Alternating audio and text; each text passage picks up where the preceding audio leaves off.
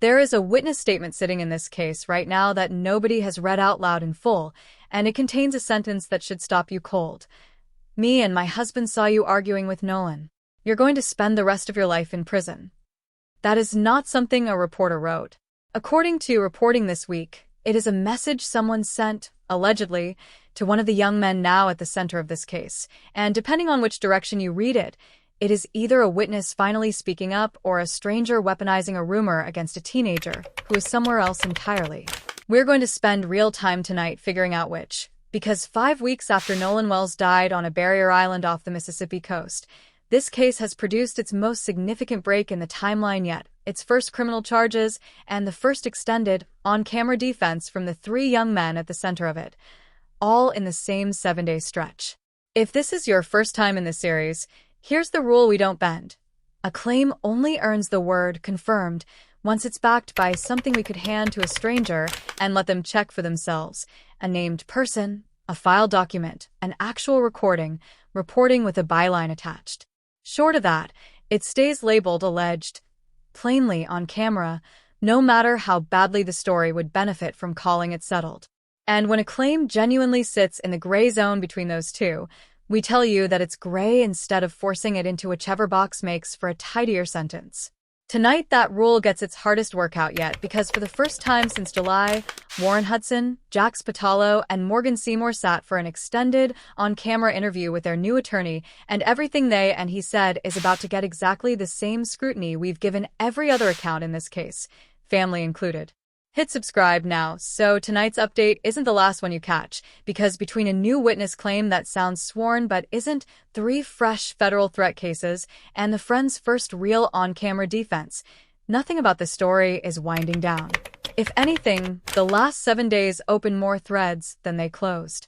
Start with the timeline because that is where the actual news is this week, and it is more specific than anything this case has produced since the C-TOW audio first surfaced in late July. We told you in our last update that Nolan Wells' friends left Horn Island aboard a 22-foot Triton at 4:31 p.m. on July 4th, a departure time independently corroborated by GPS data cited in the United Cajun Navy's own report.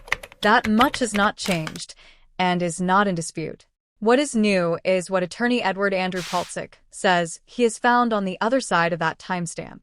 Paltzik, the defamation attorney who joined Warren Hudson, Jax Pitalo, and Morgan Seymour's legal team in the first days of August, working alongside Mississippi Attorney Tyler Cox, has said publicly that his team identified 2 people he describes as very fine, upstanding members of the Ocean Springs community, who say they saw Nolan Wells on Horn Island at approximately 10 minutes to 6 that evening, roughly an hour and a half after the boat his friends were on had already left.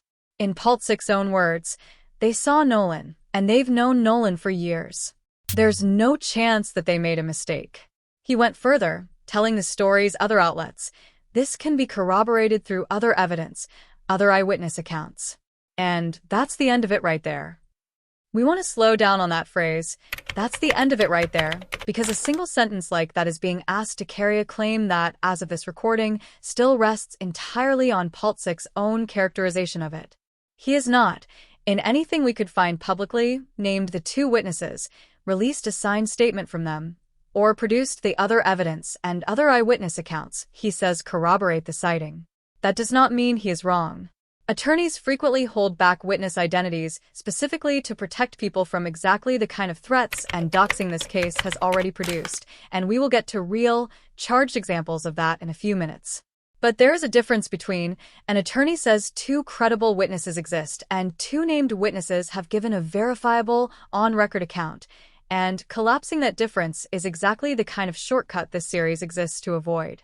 So we are labeling the 5:50 p.m. sighting precisely what it currently is, an attorney-relayed claim, unconfirmed by any named source we can independently check, not yet corroborated by anything in the public record beyond his own statement. If it holds up, it is one of the more significant developments in this entire case because it would mean Nolan Wells was alive and interacting with people who knew him personally more than an hour after the boat his friends were on departed. If it does not hold up, it becomes one more example of a case where every new fact seems to require its own asterisk before it is fully trustworthy. Here is why that specific hour and 20 minutes matters so much, and it is worth stating plainly instead of assuming you already feel the weight of it. The entire "what happened on the island" question has always hinged on the size and shape of the gap between when the boat left and when anyone can independently confirm Nolan was still alive. A recent independent review of the case's available photographs, GPS coordinates, and witness statements, the same review we cited in our last update, described that gap as a material gap in the timeline. If two credible, named witnesses eventually go on the record placing Nolan alive and interacting normally at 5:50 p.m., that gap shrinks dramatically from the entire evening to a much narrower window afterward. If the claim doesn't hold up, the gap stays exactly where it's been since July, wide open and unexplained. Everything else this week's news ad sits on top of that one open question. It gets more specific than a single sighting, too, and this is where this week's reporting adds real texture rather than just a competing claim. The United Cajun Navy's report, the same 22-page, crowdsourced document we described in detail in our last update, reportedly includes a video recorded around 5 p.m. on July 4th showing a physical altercation on the island involving people other than Nolan Wells. Here's the precise line between what that does and doesn't establish. A fight among other people around 5 p.m. doesn't put Nolan anywhere near it, doesn't tie him to it in any way, and nothing in the reporting we reviewed names him as involved or even nearby.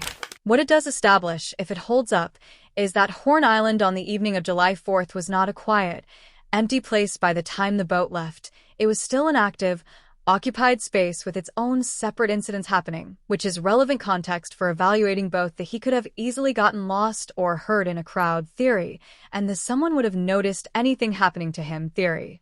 A crowded island having its own unrelated altercation cuts in more than one direction at once, and we are not going to pretend it resolves anything on its own. Then there is the detail that closes the window from the other end. According to this week's reporting, a witness has said that by 7:30 p.m. that evening, Nolan Wells was nowhere in sight.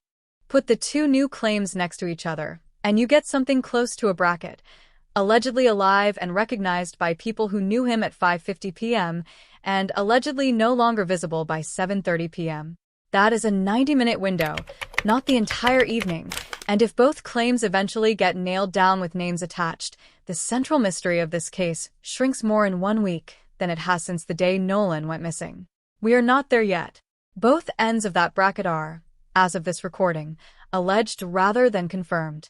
But this is the shape investigators are reportedly working with now, and it is a real narrowing compared to where this case stood even a week ago. If tonight's update is doing anything for you, subscribing costs nothing, and it's the only way to catch these timeline shifts while they're still fresh before a narrative hardens around them. Now, to the message. This is the piece of this week's news that deserves the most careful handling, because it is the most serious and the least independently verified thing we are going to discuss tonight. Reporting describes a message sent, allegedly, to one of the young men connected to this case reading, "Me and my husband saw you arguing with Nolan.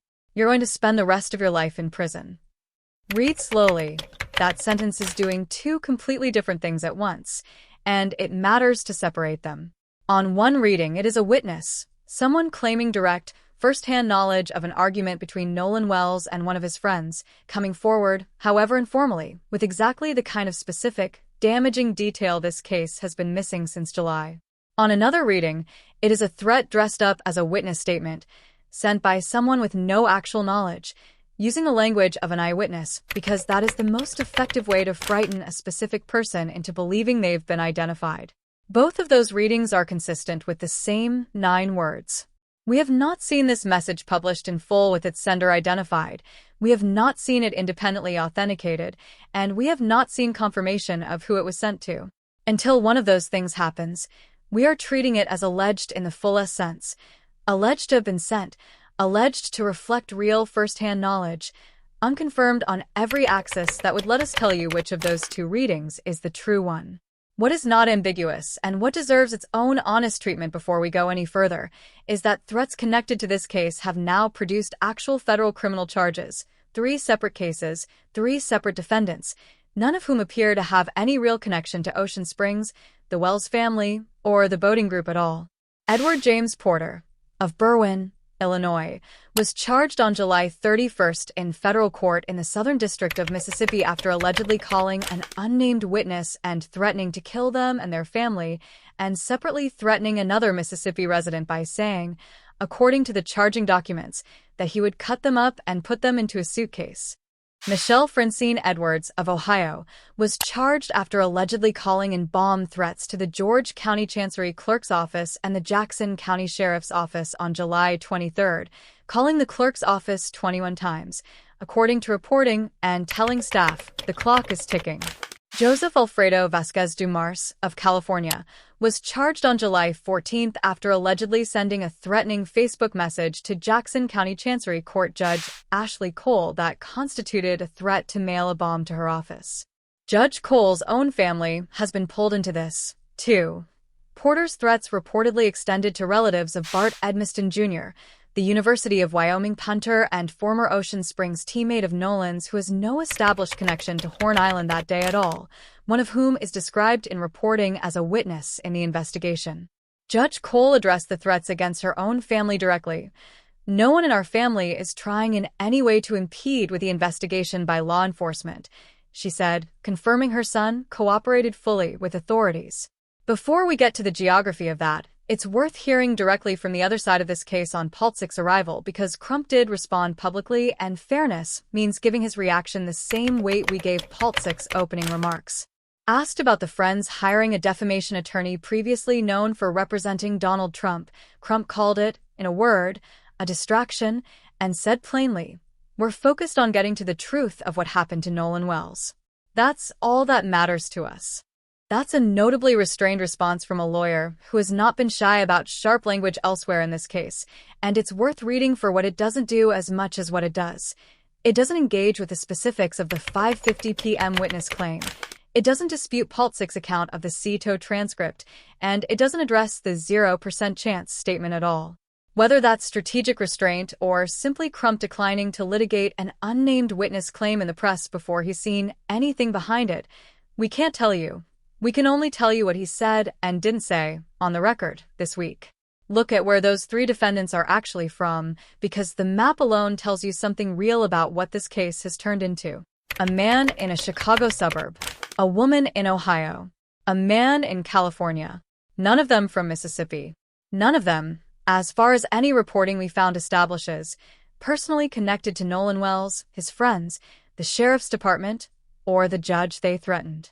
3 people, in 3 different states, none of whom had any real stake in this case, chose to make bomb threats and death threats against a judge, a clerk's office, a sheriff's department, and a family with no proven connection to Nolan's death, apparently because a true crime case they watched online made them angry enough to do it. That is not a side effect of this story. At this point, 5 weeks in, it has become one of the story's central facts, and it is worth remembering the next time you feel the pull to fire off an angry comment at a stranger based on a single clip you saw out of context. Subscribe to this channel now if you haven't, because we are about to get into the Friends' own account of what these last 5 weeks have actually been like for them, in their own words, and we are going to fact-check it exactly as hard as we fact-check everyone else in this case. This week produced the first extended, on-camera interview with all 3 young men together. Warren Hudson, Jax Pitalo, and Morgan Seymour, alongside their attorney Ed Paltzik and their original counsel J. Tyler Cox, published on Officer Tatum's platform. We should be transparent, as we were the last time this same venue came up, about exactly where this is being delivered. Brandon Tatum, a former Tucson police officer turned conservative political commentator, has already given Warren Hudson multiple prior interviews, and this is not a neutral wire service sit-down. That doesn't make what any of the 4 men said false. It means you are hearing their account filtered through one specific platform with one specific editorial lane every time, and it's worth knowing that going in rather than assuming this was a walk-in from a general assignment reporter.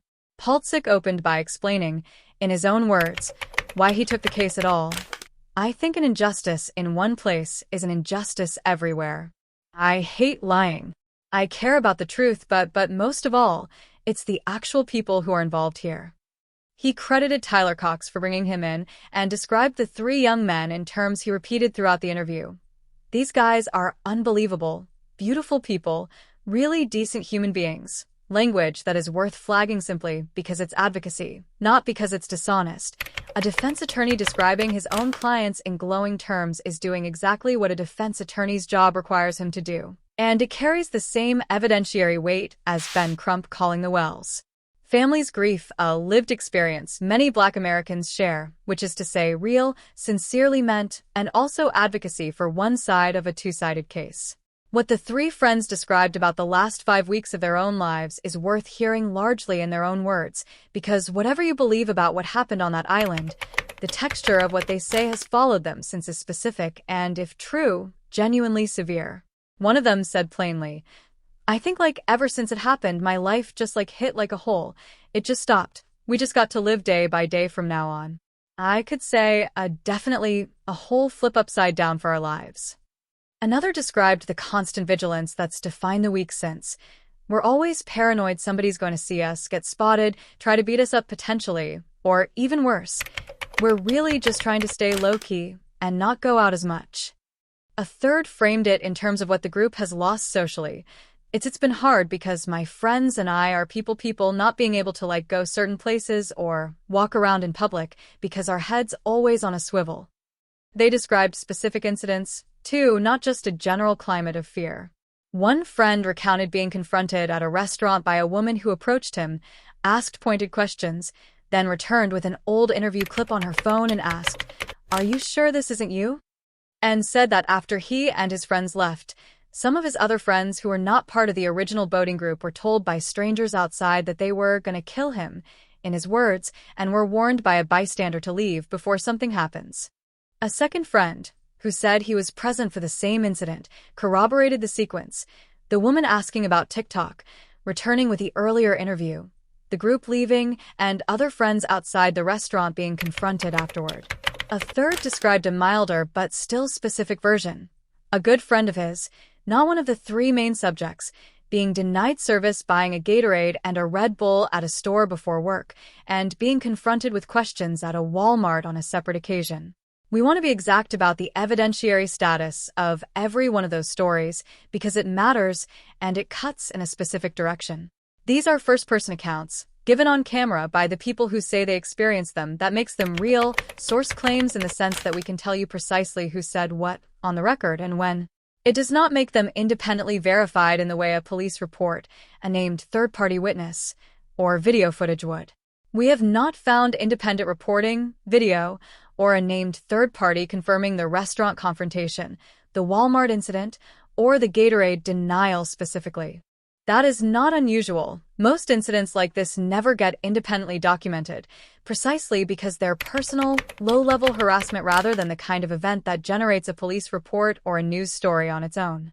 So we are labeling all of it exactly what it is, a first-person account, given openly and on the record, not yet corroborated by an independent source. That is a meaningfully different label than unverified in the sense of we doubt it, and a meaningfully different label than confirmed. It sits in the middle, and we are not going to pretend otherwise just because giving it more certainty would make for a cleaner story in either direction. The interview's most pointed moment came when Paltzik was asked directly how confident he is that Hudson, Pitalo, and Seymour had nothing to do with Nolan's death. His answer is worth quoting at length because the specific language matters. Not a strong enough word. In fact, beyond a reasonable doubt is not strong enough. There's a 0% chance that they did anything wrong. So this is not 90%. It's not 99%. It's not 99.9999. There. No decimals. There's no anything. It's 100%. They did nothing wrong. That is about as absolute a public statement as any attorney has made in this entire case on either side, and it deserves the same scrutiny we'd apply to an equally absolute statement from Ben Crump's team. 0% is not a probability anyone can actually establish from the outside of an ongoing investigation whose autopsy results remain sealed and whose grand jury has not yet convened. It is a statement of the attorney's own conviction and his obligation to his clients, delivered with the certainty his job requires him to project, not a forensic or legal conclusion backed by evidence made public so far. We are not saying he's lying. We are saying that the same standard that makes us label Ben Crump's, These things don't add up, as advocacy rather than proof requires us to label 0% chance, no decimals, the exact same way, even though it's the polar opposite claim. Paltzik also addressed the CTO audio directly, and this is worth flagging because it's a genuinely new wrinkle in a piece of evidence we've already spent real time on in prior updates. He said that some people have taken the original recording, produced what he called an enhancement, and from that enhancement generated a written transcript, and he raised a specific, technical objection to it. It doesn't appear that the transcript was derived from an automated system or have any real integrity with it. We raised almost this exact problem ourselves in our last update, coming at it from the opposite side of the case, questioning unverified claims that a doctored version of the tape picked up distress sounds or extra voices, since nobody with a real, checkable forensic audio credential had put their name behind that reading either. It's worth pausing on how unusual it is for these two camps to land in the same place on anything, but here they have a transcript built off a homemade enhancement, with no named audio engineer willing to stand behind the method that produced it. Isn't a verified document no matter which side story it happens to support. Our position hasn't moved. The day a credentialed forensic analyst publishes real findings on the original, unaltered recording, under their own name, we'll bring you every word of it. Until that happens, we're not going to play you a recording, or anyone's transcript of one, that no named expert will own. Before we move past the interview itself, it's worth actually breaking down how it was built, sentence by sentence, because the structure of an interview like this is doing real persuasive work independent of whether any individual fact in it holds up, and noticing that work is part of the same discipline as fact-checking the claims themselves. Listen to the order Paltzik puts things in. He opens by telling you he's here because he hates lying and cares about the truth, establishing his own credibility as a truth-teller before a single fact about the case has been introduced. Then he spends real time on the three young men's character. Unbelievable, beautiful people, really decent human beings, before ever getting to evidence. That's not a criticism of the sentiment. Grief and loyalty toward people you represent are real things. It's a note on sequencing. An audience primed to like and trust someone is measurably more receptive to whatever that person says next, and putting the character testimony first, ahead of any of the timeline claims, is a choice, not an accident, whether or not it was made consciously. Then notice the specific moment the interview says one thing and does the opposite of it in the very same breath. Paltzik tells the audience directly, "We're not here to guess. We're not here to speculate. We're only going to deal in facts."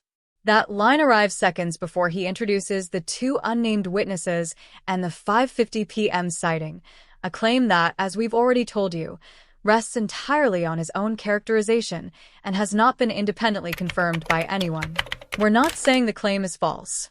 We're pointing out that a sentence promising only facts is functioning, in that exact spot, as a rhetorical seal of approval stamped onto a claim that hasn't actually cleared the bar of fact yet, and a viewer who trusts the seal is less likely to notice that the thing being sealed is still, by his own team's account, an attorney-relayed claim rather than a name and affidavit one.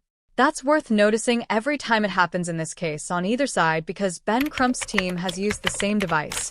We don't speculate, we deal in what the evidence shows, immediately before presenting characterizations of evidence that were themselves still developing.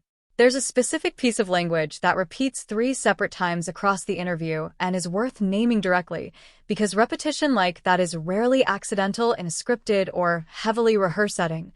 Liars, hustlers, and profeters. Paltzik uses all 3 words back to back, stacking them, rather than picking one and moving on. That kind of triple-stacked, alliterative labeling is a classic persuasive technique. It doesn't add new information with each word, since all 3 point at roughly the same accusation, but it makes the accusation feel larger and more settled the more times it's repeated in a row, the same way a chant works better than a single sentence. It's worth being honest that this exact device, repeating an emotionally loaded label multiple times rather than stating a claim once and moving to evidence, shows up on both sides of this case, including, at points, in coverage sympathetic to the Wells family. Naming it here isn't about picking a side. It's about teaching you to hear it the next time it happens, from whichever direction it comes. The phrase "good ocean springs people," used twice in close succession, deserves its own honest look, too, separate from the demographic breakdown of the town we gave you in a previous update. It's doing a specific job, anchoring the three young men's credibility in place rather than in evidence, the implicit argument being that a certain kind of person from a certain kind of town with a certain reputation is less likely to have done something like this. That is an old, recognizable rhetorical pattern, and it's worth noticing precisely because it's the same shape of argument, structurally, as he was a strong swimmer and an athlete, so an accidental drowning doesn't add up. Both are character-based inferences standing in for physical evidence, aimed at two completely different audiences, and neither one is admissible in the place that will actually decide this case. A grand jury doesn't weigh good people against strong swimmer. It weighs what's confirmed. It's also worth flagging what induces the specific emotional reaction this interview seems built to produce in a viewer, because understanding the mechanism doesn't require doubting the sincerity behind it. The three friend segments, paranoia, restaurant confrontations, our heads always on a swivel, are delivered in flat, halting, unrehearsed-sounding language, full of the verbal stumbles of someone actually reliving something uncomfortable. Paltzik segments, by contrast, are fluent, rhythmic, and built around repeatable, quotable lines. Zero wrongdoing, completely innocent, totally innocent, categorically innocent is constructed almost like a chant, three synonyms in a row for maximum audio impact. That contrast is worth sitting with. It means a viewer's sympathy gets earned in one emotional register, through the friend's halting fear, and then gets converted into certainty in a completely different register, through the attorney's practiced absolutism. And the second thing, borrowing credibility from the first, is exactly how an effective piece of advocacy is built, on any side of any case, whether or not anyone involved is being consciously manipulative about it. One more textual note worth flagging plainly. Nobody in this interview, not Hudson, not Pitalo, not Seymour, not Paltzik, not Tyler Cox, is ever asked on camera to walk through their own specific movements between 4:31 and 5:50 p.m. on July 4th, the exact window this entire case still turns on. The interview covers character, harassment, legal strategy, and the island's geography in general terms, but the one thing that would actually move this case forward, a detailed, first-person account of that specific hour and 19 minutes from the people who were there, isn't in it. We're not implying that's evasive. It's entirely possible the interviewer simply didn't ask. But a viewer who watches 40 minutes of emotional, confident testimony can walk away feeling like the timeline question got addressed, when structurally, it never actually came up. Here's a genuine correction we owe you, on camera, the same way we corrected ourselves on the coach-confirmed sobriety claim in our last update. Paltzik framed the Horn Island timeline argument this way, that the island is a long, narrow, largely treeless barrier island with almost no cover, that it was packed with an estimated crowd on July 4th, and that, in his words, there is no possible way that anybody could have committed a murder in broad daylight on a barren, windswept island that is narrow and was just swamped with people that day. We want to push back on the strength of that specific claim, not dismiss it. A packed, wide-open stretch of sand does make an obvious, loud act of violence harder to pull off without somebody noticing. That part's fair, and we've made a version of that same point ourselves. But a lot of people were around isn't the same claim as every square foot was being watched, and we already walked you through the water safety research, showing real drownings rarely look like the movie version. Thrashing and yelling, they can look, to a casual glance, like almost nothing at all. If a genuine drowning can happen in front of a crowd and go unnoticed, it's fair to ask whether a brief, quiet scuffle at the edge of that same crowd could too, especially in the specific window this week's reporting has now narrowed things down to 5:50 to 7:30 p.m., by which point a gathering that started at 3 in the afternoon may well have already begun thinning out. We're not asserting that happened. We're saying swamped with people is doing more argumentative work in Paltzik's framing than the underlying fact, on its own, actually supports, and it deserves the same skeptical read we'd give an equally sweeping claim from the other side. This is also where the visit to Horn Island itself belongs in the timeline, because it happened in the same window as this interview and adds real, separate context. On August 7th, Warren Hudson and Jax Pitalo returned to Horn Island with Paltzik and Cox. Morgan Seymour had reportedly planned to go as well, but ultimately did not, for reasons that were not made public. Their attorneys told reporters the two young men went to investigate the layout and dynamic of the island, and described the visit as turning into a very emotional afternoon for Warren and Jax in the attorney's own joint statement. Paltzik referenced that same visit in the interview, saying he'd had the chance to go to the island with Tyler, Warren, and Jax, and that being there was Rivoli, his word, evidently interview speech for revelatory, because seeing the island's actual geography in person changed how he understood the case's timeline claims. Not everyone read that visit the same way, and fairness means giving equal weight to the pushback. Nolan Wells's grandfather, Christopher Wells Sr., posted his own reaction publicly, and it was blunt. What's the purpose of the three friends going to Horn Island to do an investigation over a month after Nolan's death? Nothing but theatrics, it's too late.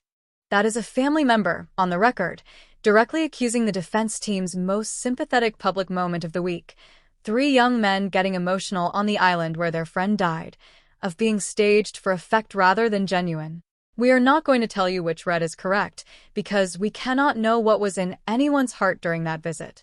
We are telling you that both versions exist in the public record now, from named sources, and a fair account of this week has to include both. The attorney's framing of raw grief, and a grandfather's framing of theater, sitting directly across from each other. Subscribe to this channel. That's the last time we'll ask tonight, because a case moving this fast, with this many competing on-record claims arriving within days of each other, is exactly the kind of story where missing one update means missing a genuine shift in the timeline. Since the entire new development this week rests on two people Paltzik describes as having recognized Nolan Wells from an unspecified distance in fading evening light, it's worth actually explaining what memory science says about that specific kind of claim, because they've known him for years. There's no chance they made a mistake sounds airtight and, according to the actual research, isn't automatically that simple. Eyewitness memory researchers draw a real, well-documented distinction between two different tasks the brain performs: recognizing a stranger you glimpsed once, and recognizing someone you already know well. The first category, stranger identification, is where the bulk of the well-known eyewitness reliability problems lie.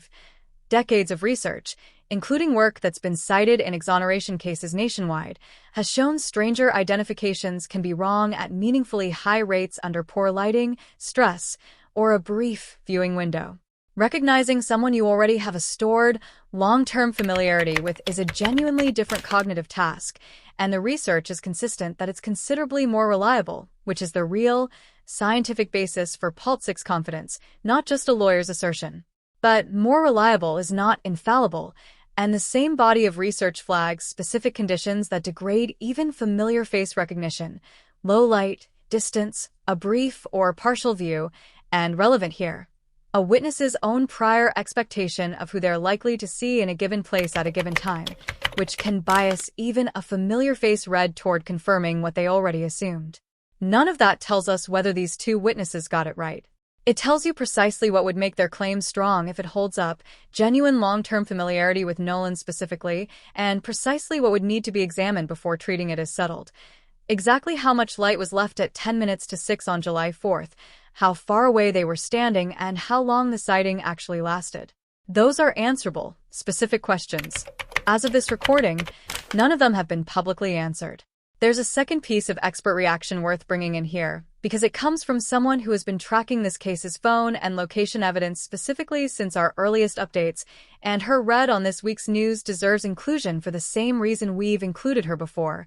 She doesn't fall neatly into either camp. Nancy Grace, on a recent episode of Crime Stories, returned to the same Life 360 versus Snapchat discrepancy we walked through in detail in our last update, saying plainly, "I've got a big problem with the Life 360 and the phone data all not jiving." She paired that with continued skepticism about the mutually exclusive witness accounts this case keeps producing: Warren Hudson's version, Katie McCormick's version relayed through her sister, and now Paltzik's two unnamed witnesses make a third competing account layered on top of the first two. Grace's position hasn't shifted from where we last reported it: real, disturbing inconsistencies, not a declared homicide. It's worth noting precisely because a two-witness claim placing Nolan alive at 5:50 doesn't resolve the phone data problem Grace keeps returning to. Those are two separate open threads, one about where Nolan physically was and one about what his devices were doing, and this week's news only touched one of them. It's also worth explaining, briefly and accurately, the actual legal mechanism behind Paltzik's repeated public warnings about defamation, because "you're going to be held accountable" gets said a lot in this case, and the underlying law is more specific than the phrase suggests. Defamation claims generally require a false statement of fact, published to someone other than the person it's about, that causes real reputational harm, and for private individuals, which is what Warren Hudson, Jax Pitalo, and Morgan Seymour legally are. Most states require only that the false statement was made negligently, not with the deliberate malice that public figures like elected officials or celebrities would have to prove. That's a meaningfully lower bar than what a lawsuit against, say, a sitting governor or a national news anchor would require, and it's part of why a defamation threat aimed at an individual social media user carries more real legal weight than it might sound like from the outside. It doesn't, on its own, mean any specific claim made about the three friends online actually meets that bar. Truth is a complete defense, and plenty of what's been said about them in the past 5 weeks is opinion or fair commentary on a public controversy rather than a false statement of fact, which is exactly the distinction any eventual lawsuit would have to litigate. We're explaining the mechanism, not predicting the outcome of a suit that, as of this recording, has been threatened but not confirmed as filed against any specific named defendant connected to online commentary about the case itself. Turn now to the other two cases we've been tracking as part of the same pattern because both produced real, confirmed movement this week, and leaving them out would mean giving you an incomplete picture of the exact comparison Ben Crump himself has drawn in public between all three. In Daniel Irving's case, the update is procedural but real. Lucas Roper has now been formally indicted by a Dallas County grand jury on the tampering charge, moving his case from arrest to indictment, the next concrete step in the process, confirmed by multiple outlets this month. Tamika Irving's position hasn't softened with that indictment. She's continued to say publicly that a tampering charge alone doesn't reflect what she believes her son's case actually deserves. Tyler Smith's case produced something sharper this week, a new, specific detail about exactly what Bryce Chestnut told investigators. According to court documents, Chestnut said he had handed his own gun to Tyler Smith before Smith was shot, and that he removed the weapon from the scene afterward because he was scared. Read plainly, that is Chestnut's own account placing his firearm in Smith's hands in the moments before Smith died. A materially different, more specific claim than a gun was found that didn't match the shell casings, and it deserves to replace the vaguer version of this detail from our last update now that the more precise account is on the record. Chestnut is scheduled to appear in court on the tampering charge today, August 12th, at 1 o'clock in the afternoon, meaning by the time some of you are watching this, that hearing may have already happened, and we'll bring you what came out of it the moment it's reported. Ben Crump, who joined the Smith family's case at the end of July, has said he believes, in his words, a shoe is about to drop. A prediction, not a confirmed fact, and we're labeling it exactly that, but worth noting given how quickly this specific case has moved from a bare tampering charge to a named account of whose gun was actually in Smith's hands. Line those two updates up next to what's new in the Wells case this week, and the pattern Crump has been pointing to gets a little more textured, not less. In Irving's case, an indictment confirms the tampering charge is moving through the system exactly as designed, while the underlying manner of death stays ruled accidental. In Smith's case, a new detail sharpens exactly who handled the weapon and when, while the shooting itself is still officially unsolved. In Wells's case, no tampering charge exists at all. The open questions are still about who saw him and when, not about who moved or discarded anything specific. 3 cases, 3 different stages of the same basic machinery, and none of them, 5 weeks to 4 months in, has produced an actual answer to the question that started it. What happened to these 3 young men in the specific window nobody was watching? Paltzik closed the portion of the interview dealing directly with the legal threat by addressing, without naming anyone specifically, the people he believes have spread false claims about his clients. If you're out there and you lied about these guys, we're going to get you, and you're going to be hauled into court. You're going to be held accountable, and it's going to be very painful. Now is your chance. If you want to apologize and retract before you find yourself in court, you should probably do that now.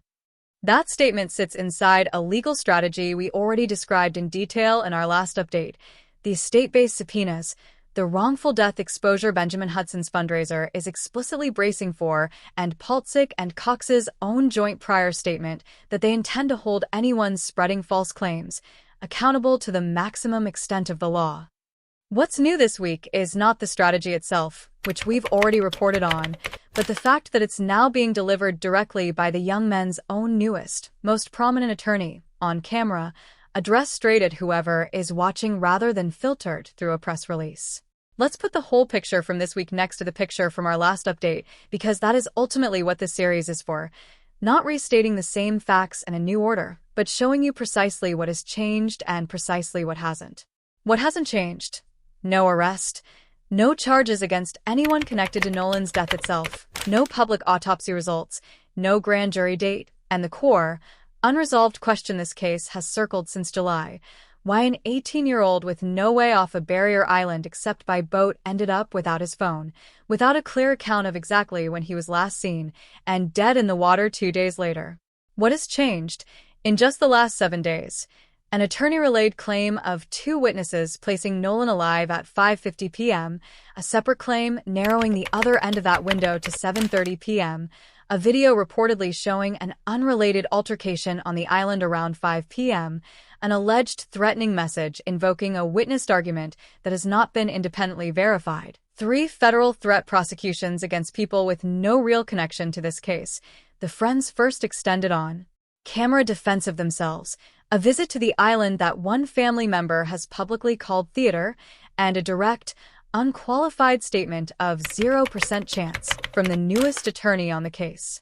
That is a genuinely significant 7 days for a case that, as of our last update, had gone a month without a public timeline, an autopsy, or a grand jury date. Put the 2 descriptions of that same Horn Island visit directly next to each other, because the gap between them is its own small case study in how the same afternoon can be narrated into 2 opposite meanings without either side technically lying. The attorneys called it a very emotional afternoon for Warren and Jax, language built around feeling, grief, the idea of 2 young men confronting a painful place. Christopher Wells Sr. called it nothing but theatrics, language built around performance and audience, something staged for effect. Neither man was there to see the other's version happen. Both are describing the same 3 hours through the specific word each needed it to be. That's worth noticing because it's such a clean, compact example of something this whole case keeps doing at a much larger scale. The tow call read as nothing nefarious by one retired FBI agent and as part of a lot of disturbing circumstances by Nancy Grace, the same recording, 2 entirely different verdicts.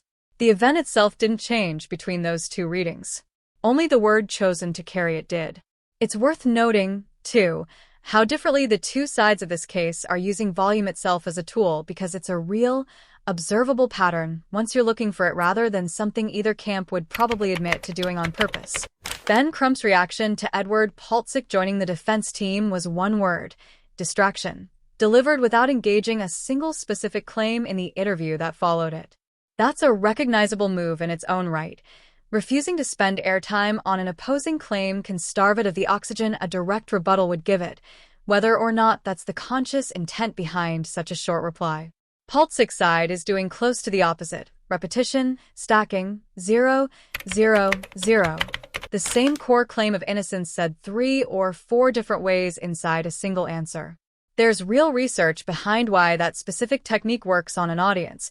The illusory truth effect, first documented by psychologists Hasher, Goldstein, and Tapino in the 1970s and replicated many times since, found that people rate a repeated statement as more believable than a stated once one, even when they have no new information supporting it, and even when they were told beforehand the statement might be false. Repetition alone moves belief, independent of evidence.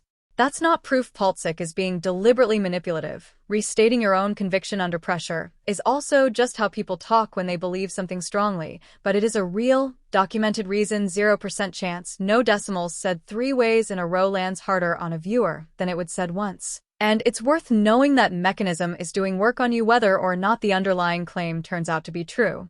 There's a specific comparison worth drawing here, and it clears the bar Ben Crump himself set for tying these cases together, because it comes from inside the exact same trio of cases he's already linked publicly, not a new, invented parallel.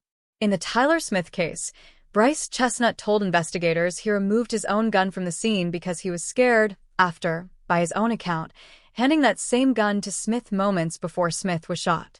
Fear, as a stated motive for concealment, is doing real explanatory work in that account. It's the reason offered for hiding something material to an active death investigation.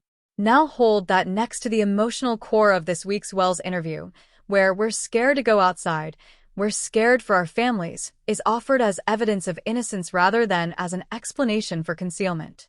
Those are two different uses of the same basic human state. One case treats fear as a plausible reason someone concealed something material. The other treats fear as proof someone has nothing to conceal. Both readings can be genuine, but it's worth sitting with the fact that "I was scared" can point in completely opposite evidentiary directions depending on who's saying it and what they're saying it about. And a viewer who accepts it as proof of innocence in one register should ask themselves whether they'd accept it as an excuse for concealment in the other, because the emotion itself doesn't actually tell you which one you're looking at. For anyone catching the series for the first time on a week this dense with new claims, it's worth slowing all the way down and putting the actual person back at the center of this, because 5 weeks and this many attorneys, experts, and rebuttals deep, it's easy to forget there's an 18-year-old underneath every one of them. He finished at Ocean Springs High School in 2025 playing more than one sport, then went on to wide receiver at Southwest Mississippi Community College, the kind of roster spot that's earned in a weight room nobody's filming, not handed out with a scholarship attached. He was 18. On July 4th, he went out to Horn Island with a group of friends he'd known since high school for a holiday gathering that drew a few hundred people to a barrier island with no ferry, no infrastructure, and no way off except somebody's boat. His body was recovered in the water 2 days later. Everything since then, the tow call, the phone, the tissue, this week's witnesses, this week's threats, is an argument about the hours in between, but it's worth saying plainly once, in the middle of a script this procedural, those hours belong to an actual 18-year-old, not a case file. His memorial service is worth revisiting for one narrow reason this update hasn't touched yet, not the size of the crowd, not the list of names who showed up, but the specific shape of what his mother chose to say. She stood up and thanked God, out loud, for 18 years with her son, before either autopsy had produced a single real answer about how those years ended.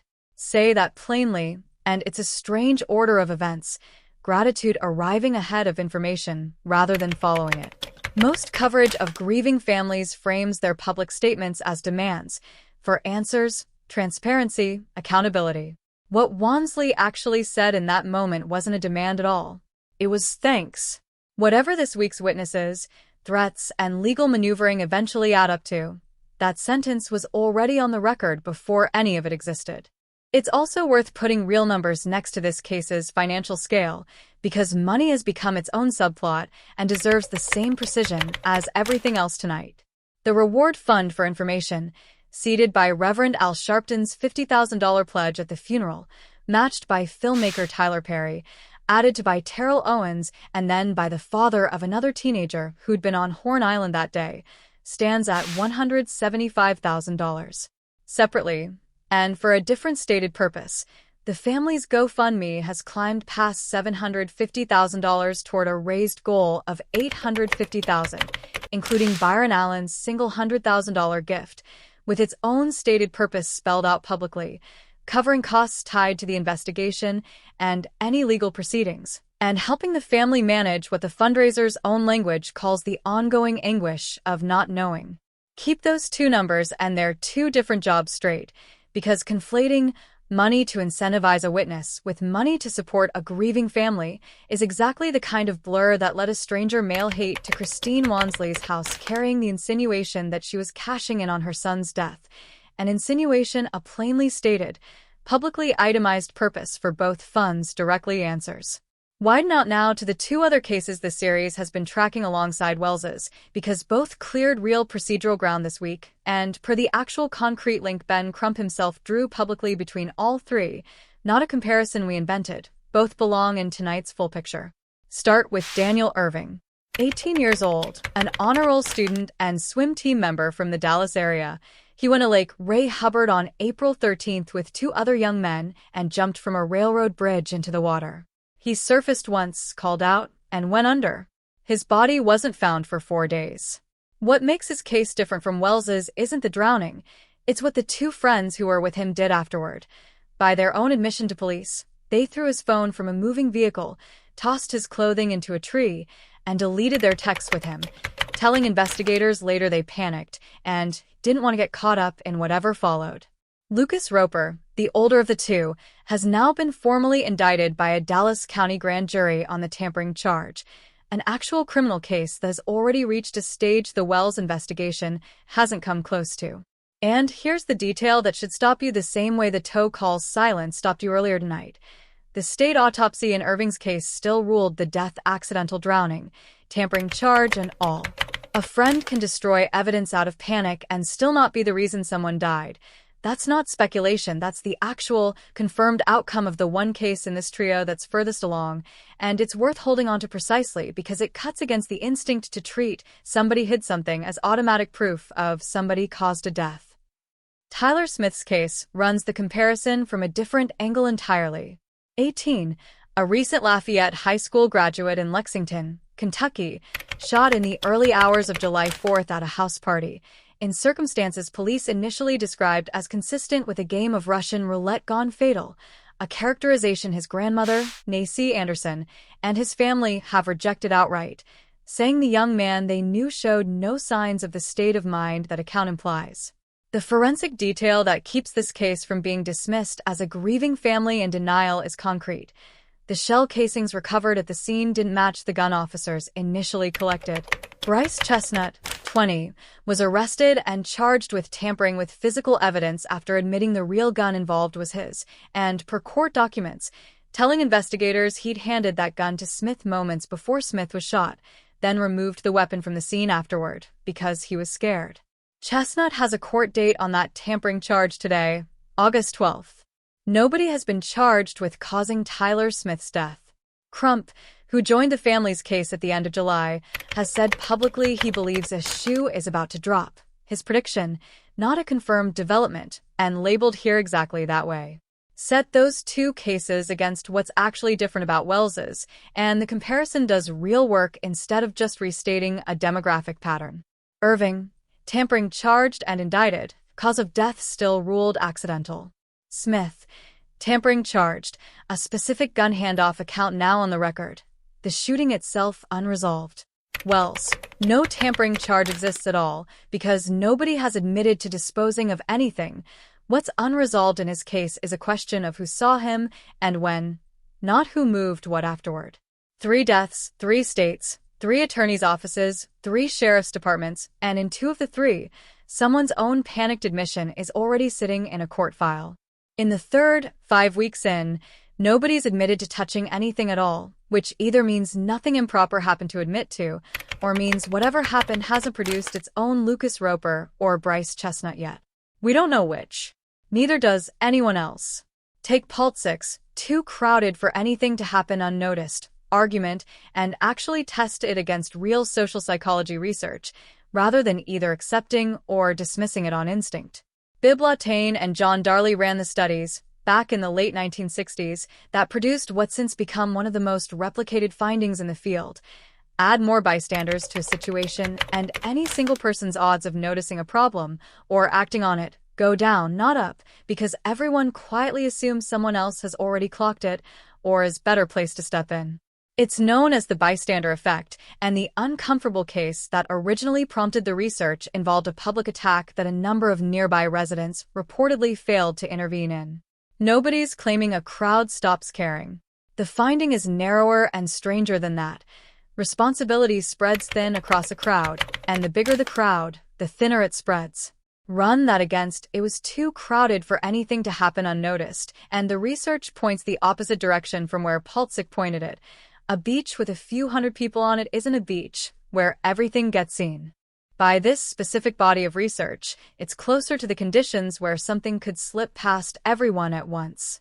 There's a second concept worth naming honestly because it explains something uncomfortable about how this case's local reception has split, and it applies to more than one side of that split. Psychologist Melvin Lerner's research on what's called the just world hypothesis found that people have a strong, largely unconscious need to believe the world is fundamentally fair, that good things happen to good people and bad things happen to people who did something to deserve them, and that when confronted with a case where that framework doesn't hold, some people resolve the discomfort not by accepting the world as sometimes simply unfair, but by unconsciously shifting blame toward the victim or toward whichever account restores their sense that the outcome made sense. That mechanism doesn't belong to one side of this case. It's just as available to someone convinced Nolan must have done something reckless to end up in the water as it is to someone convinced his friends must be covering for something, because both readings offer the same psychological relief, a world where this could be explained, rather than a world where an 18-year-old can die on a crowded beach for reasons that may never fully resolve. Naming the mechanism doesn't tell you which account is true. It tells you why so many people, on every side of this, seem to need one of them to be. Return, briefly, to Bart Edmiston Jr. because his situation this week is the clearest live test case for something we explained earlier about how defamation law actually works, and it's worth watching for exactly that reason. Kim Brawley's public response to the cease and desist letter, daring Edmiston to actually file suit, saying she has attorneys lined up to take the case for free, is a notably different posture than quietly complying, and it's worth understanding what that posture is actually betting on. If Edmiston is, as his own legal team maintains, a private individual with no established connection to Horn Island that day, the standard his lawsuit would have to clear is negligence, not the deliberate malice bar a public figure would face, a meaningfully lower bar than Lee's defiant tone might suggest she's accounted for. Her bet, functionally, is either that a jury wouldn't find her statements false, or that Edmiston won't actually follow through with filing. Neither of those is guaranteed by confidence alone, and as of this recording, no lawsuit has been confirmed as filed against her, meaning her bet, one way or the other, hasn't actually been tested yet. It's worth actually stating Edward Paltzik's real professional record here, rather than letting defamation attorney who's represented Trump be the only credential attached to his name, because the fuller picture cuts a specific way and deserves stating plainly rather than either inflating or understating it. He earned his law degree from Vanderbilt, has practiced for close to 2 decades across First and Second Amendment litigation, white-collar defense, and defamation cases specifically, currently teaches white-collar crime as a law professor in Miami, and authored an amicus brief in the 2022 Supreme Court gun rights case New York State Rifle and Pistol Association v. Bruin that a sitting Supreme Court justice cited directly in a concurring opinion. That's a real, substantial defamation and constitutional litigation resume, not a marketing label, an actual professional record you can check. It doesn't make his 0% chance, no decimals statement about the Wells case any more forensically true than it was when we first flagged it. A strong defamation record tells you he understands the legal mechanics of a threat letter, not that he has independent, verified information about what happened on Horn Island. But it does mean his repeated public threats of defamation litigation are coming from someone who has actually built cases like that before and won, which is worth knowing whether you're a viewer weighing how seriously to take that threat or someone who's posted about this case and is wondering if it applies to you. There's a genuinely new and genuinely uncomfortable wrinkle in this week's reporting that complicates that the friends are purely the ones being targeted. Framing this update has otherwise leaned on, and fairness means including it even though it cuts against the sympathetic register most of tonight's interview material has been building. According to this week's reporting, Jax Pitalo has said, in effect, that Christine Wansley's own social media posts, sharing a photo of her son and, in his account, naming Warren Hudson in connection with it, are part of what fueled the online identification and hostility the three friends say they've experienced since. That is a specific, on-record claim assigning some responsibility for the friend's harassment to the grieving mother at the center of this entire case, and we're stating it plainly because leaving it out would be its own kind of imbalance. We want to be exact about what it is and isn't. It's Pitalo's own characterization, not an independently verified account of exactly what Wansley posted or intended, and it doesn't erase the specific, separately confirmed things that have happened to her: the hate mail, the defaced photo, the anonymous nursing board complaint that was ultimately closed with no finding against her. Both things can be true in the same case, A mother sharing information about her missing son is not equivalent to the sustained harassment campaign that followed, and a family friend group facing real threats is not obligated to have caused none of its own exposure. Assigning blame cleanly to one side here would flatten something that isn't clean. That same tension showed up publicly this week in a sharper, more personal form. Officer Tatum has publicly pushed back on Christine Wansley directly, following an interview she gave alongside Don Lemon, saying, in his own characterization of that exchange, that neither Wansley nor Lemon directly addressed the specific, factual claims his own interviews have produced, including Warren Hudson's account of when he says he told Wansley he had Nolan's phone. Wansley, in that same interview, said Tatum's name directly and pointedly rather than avoiding it. Watching two people who are each central to opposite sides of this story start naming each other specifically, rather than speaking only in generalities about some people online, is itself a marker of how personal and how adversarial this case's public conversation has become by its fifth week, no longer just competing accounts of Horn Island, but competing accounts of each other's credibility, delivered directly, by name. Run this week's new material through the same means motive opportunity framework Real investigators actually use, because the shape of that triangle has genuinely shifted since our last update, and it's worth showing you exactly how rather than just asserting that it has. Opportunity, which was already wide open with up to 30 people on or near the island, doesn't get wider so much as it gets a name attached to a specific slice of it. If the two unnamed witnesses hold up, opportunity for whatever happened, if anything did, narrows toward whoever was near Nolan Wells between 5:50 and 7:30 p.m. specifically, a meaningfully smaller pool than everyone on the island that day. Mean stays exactly where it was, unhelpfully universal, present in any low oversight gathering with dozens of physically capable young adults, narrowing nothing on its own. Motive is still the empty column, and this week didn't fill it. No claim made by Paltzik, by Crump, by the alleged threatening message, or by anyone else names a specific reason anyone would have wanted to hurt Nolan Wells. What did change is the size of the box investigators are working inside. A month ago, the box was sometime between 3 p.m. and the next morning. This week, if the new claims hold, the box shrank to a 90-minute window on a Saturday evening. That's real, concrete progress on the one variable, opportunity's time boundary, that a real investigation can actually work with, independent of whether it ends in an arrest, a closed file, or another undetermined finding. It's worth putting this week's language from Mississippi's political fight next to this week's language from the interview itself, because the two arguments are, structurally, mirror images of each other, and noticing that tells you something about how this case's entire public conversation is actually organized.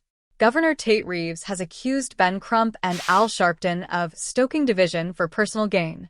Paltzik, in this week's interview, described the people spreading claims about his clients as liars, hustlers, and profeters, different words, aimed in the opposite direction, doing the identical rhetorical job, reducing a complicated, genuinely unresolved case to a story about bad actors profiting from other people's pain. Both accusations might be partly true about specific individuals somewhere in this 5-week firestorm.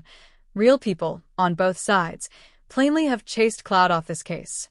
But my opponents are financially motivated liars is such a symmetrical, reusable accusation that its appearance on both sides at once should lower your confidence in it as a factual claim about either side specifically, and raise your confidence that it's simply the shape an unresolved, high-attention case takes once enough people are watching it for a living. A viewer new to this series this week deserves the shape of the other two cases in full, not just this week's small movement inside them. So here's the compressed version of each. Daniel Irving was an 18-year-old honor roll student and competitive swimmer outside Dallas who went to Lake Ray Hubbard in mid-April with two friends and jumped from a railroad bridge. He came up once, shouted, and didn't come up again. Neither of the two young men with him stayed to get help. Dallas police say they fled the scene, and each later told investigators, in their own words, that they threw his clothes into a tree, tossed his phone out of a moving car, and wiped their texts with him, out of panic rather than any plan. His mother reported him missing the next morning. His body surfaced 4 days on. The older of the two, Lucas Roper, confessed all of it to police inside a week of Irving going missing, yet the arrest itself waited almost 3 months, until early July, when a Dallas County grand jury indicted him on the tampering count alone. And here's the part worth sitting with. The state's own autopsy, confession and all, still came back accidental drowning. Irving's mother isn't calling that closed. Through her attorneys, she's pushed publicly for murder charges against both teens, not the lesser count they're currently facing, saying flatly that her family has spent months waiting on a system that hasn't given them what they asked for. Tyler Smith's case makes the same comparison a different way. He was 18, freshly graduated from Lafayette High in Lexington, Kentucky, killed by gunfire at a small house party before dawn on July 4th. Police first floated an explanation involving a fatal round of Russian roulette, a version his grandmother and the rest of his family reject outright, insisting nothing about the young man they raised matches it. What keeps this from reading as simple denial is a hard forensic detail. The shell casings pulled from the scene didn't match the gun officers first collected. 20-year-old Bryce Chestnut was arrested on a tampering charge after admitting the real weapon was his and telling investigators, per court filings, that he'd put that gun in Smith's hands shortly before Smith was shot, then pulled it from the scene afterward, because fear got the better of him. His tampering hearing landed earlier today. Nobody has been charged over the death itself. Crump, who took the family on as clients at the close of July, has said the circumstances shock his conscience. His phrase, quoted here exactly as he said it. Set all three cases side by side one more time, because this is the actual analytical spine connecting them, and it's worth restating with this week's movement folded in rather than left as static background. Irving, tampering charged and indicted, and the underlying death still officially ruled an accident. Smith, tampering charged, a specific account of whose hand the gun passed through now on the record, and the shooting itself still unresolved. Wells, no tampering charge exists at all, because nobody has admitted to disposing of anything, which means what's unresolved in his case is a question of who saw him and when, not who moved or hid what afterward. 3 different states, 3 different sheriff's departments, 3 different medical examiners' offices, 3 18-year-olds, 1 holiday weekend split across 2 different years, but the same date on the calendar. In 2 of the 3, someone's own panicked admission is already sitting in a court file. In the 3rd, 5 weeks on, nobody has admitted to touching anything, which either means nothing improper happened to admit to, or means whatever happened hasn't produced its own Roper or Chestnut yet. Nobody, including the series, knows which. It isn't coincidence that panic and concealment keep showing up in cases like these as their own separate charge, distinct from whatever actually killed the victim, and there's a real explanation for the pattern rather than luck. People who study how frightened, ordinary people, not professional criminals, behave in the immediate aftermath of a death describe a fairly predictable arc. The shock hits, then an urge to erase the scene rather than protect it, then a kind of self-talk that treats getting rid of the evidence as functionally the same as the bad thing never happening. That's not premeditation. It's closer to what gets called an immature threat response, and it's the actual reason the law keeps tampering and homicide as 2 separate charges with 2 separate burdens of proof. None of that excuses Lucas Roper or Bryce Chestnut. It does explain something that keeps surprising people case after case. Hiding something and causing a death aren't automatically the same fact, no matter how much the first one feels like an admission of the second the moment you hear about it. Crump has one line he reaches for at almost every microphone connected to any of these 3 families, and it stuck around because it's both impossible to verify and almost certainly correct. Somebody knows something. A few hundred people stood on Horn Island that afternoon, and one of them, at minimum, saw Nolan after whatever the true last sighting turns out to be. Someone knows the real reason his phone didn't leave with him. Someone knows what was in the texts that got wiped before his mother ever touched the device. On that bridge outside Dallas, somebody other than Lucas Roper knows what actually happened to Daniel Irving in the minute before he went under and didn't come back up. On Bluebonnet Drive, somebody other than Bryce Chestnut knows what happened before that shot went off. None of these 3 cases is short on forensic tools. What they're short on is people who are physically there choosing to say the rest of what they know, held back by fear, loyalty, or plain self-interest, and a reward fund, a subpoena, and a grand jury each try, in their own clumsy way, to pry that silence open. There's one more voice from this same stretch of the case worth including before we close, because it's the one voice in this entire story whose job is specifically not to advocate for either side, and it's worth noticing how differently that voice chose to speak. District Attorney Angel Myers McElrath released a video statement addressing the case directly, rather than holding a press conference or issuing a written release, a small choice worth naming because a video lets a prosecutor control tone and pacing in a way a press conference, with its follow-up questions, doesn't. In it, she said her office still has more questions than answers, and pushed back directly on the idea that the pace of this investigation reflects indifference. We are not taking time for time's sake. We are taking the time required to complete the work this investigation demands. She also explained, in plain terms, why her office hasn't been narrating the case publicly the way every attorney and commentator around it has. Mississippi's professional conduct rules restrict prosecutors from discussing evidence in an active investigation, specifically because early disclosure can influence witnesses or compromise later proceedings. Our restraint in communicating facts and evidence is not an effort to keep the truth from the public, she said. It is an effort to protect the integrity of this investigation and the grand jury proceeding. Compare that to literally everyone else in this update: Paltzik, Crump, Tatum, Grace, Coffin-Daffer, Gilliam. All of them narrating, all of them quotable, all of them building an audience relationship with this case in real time.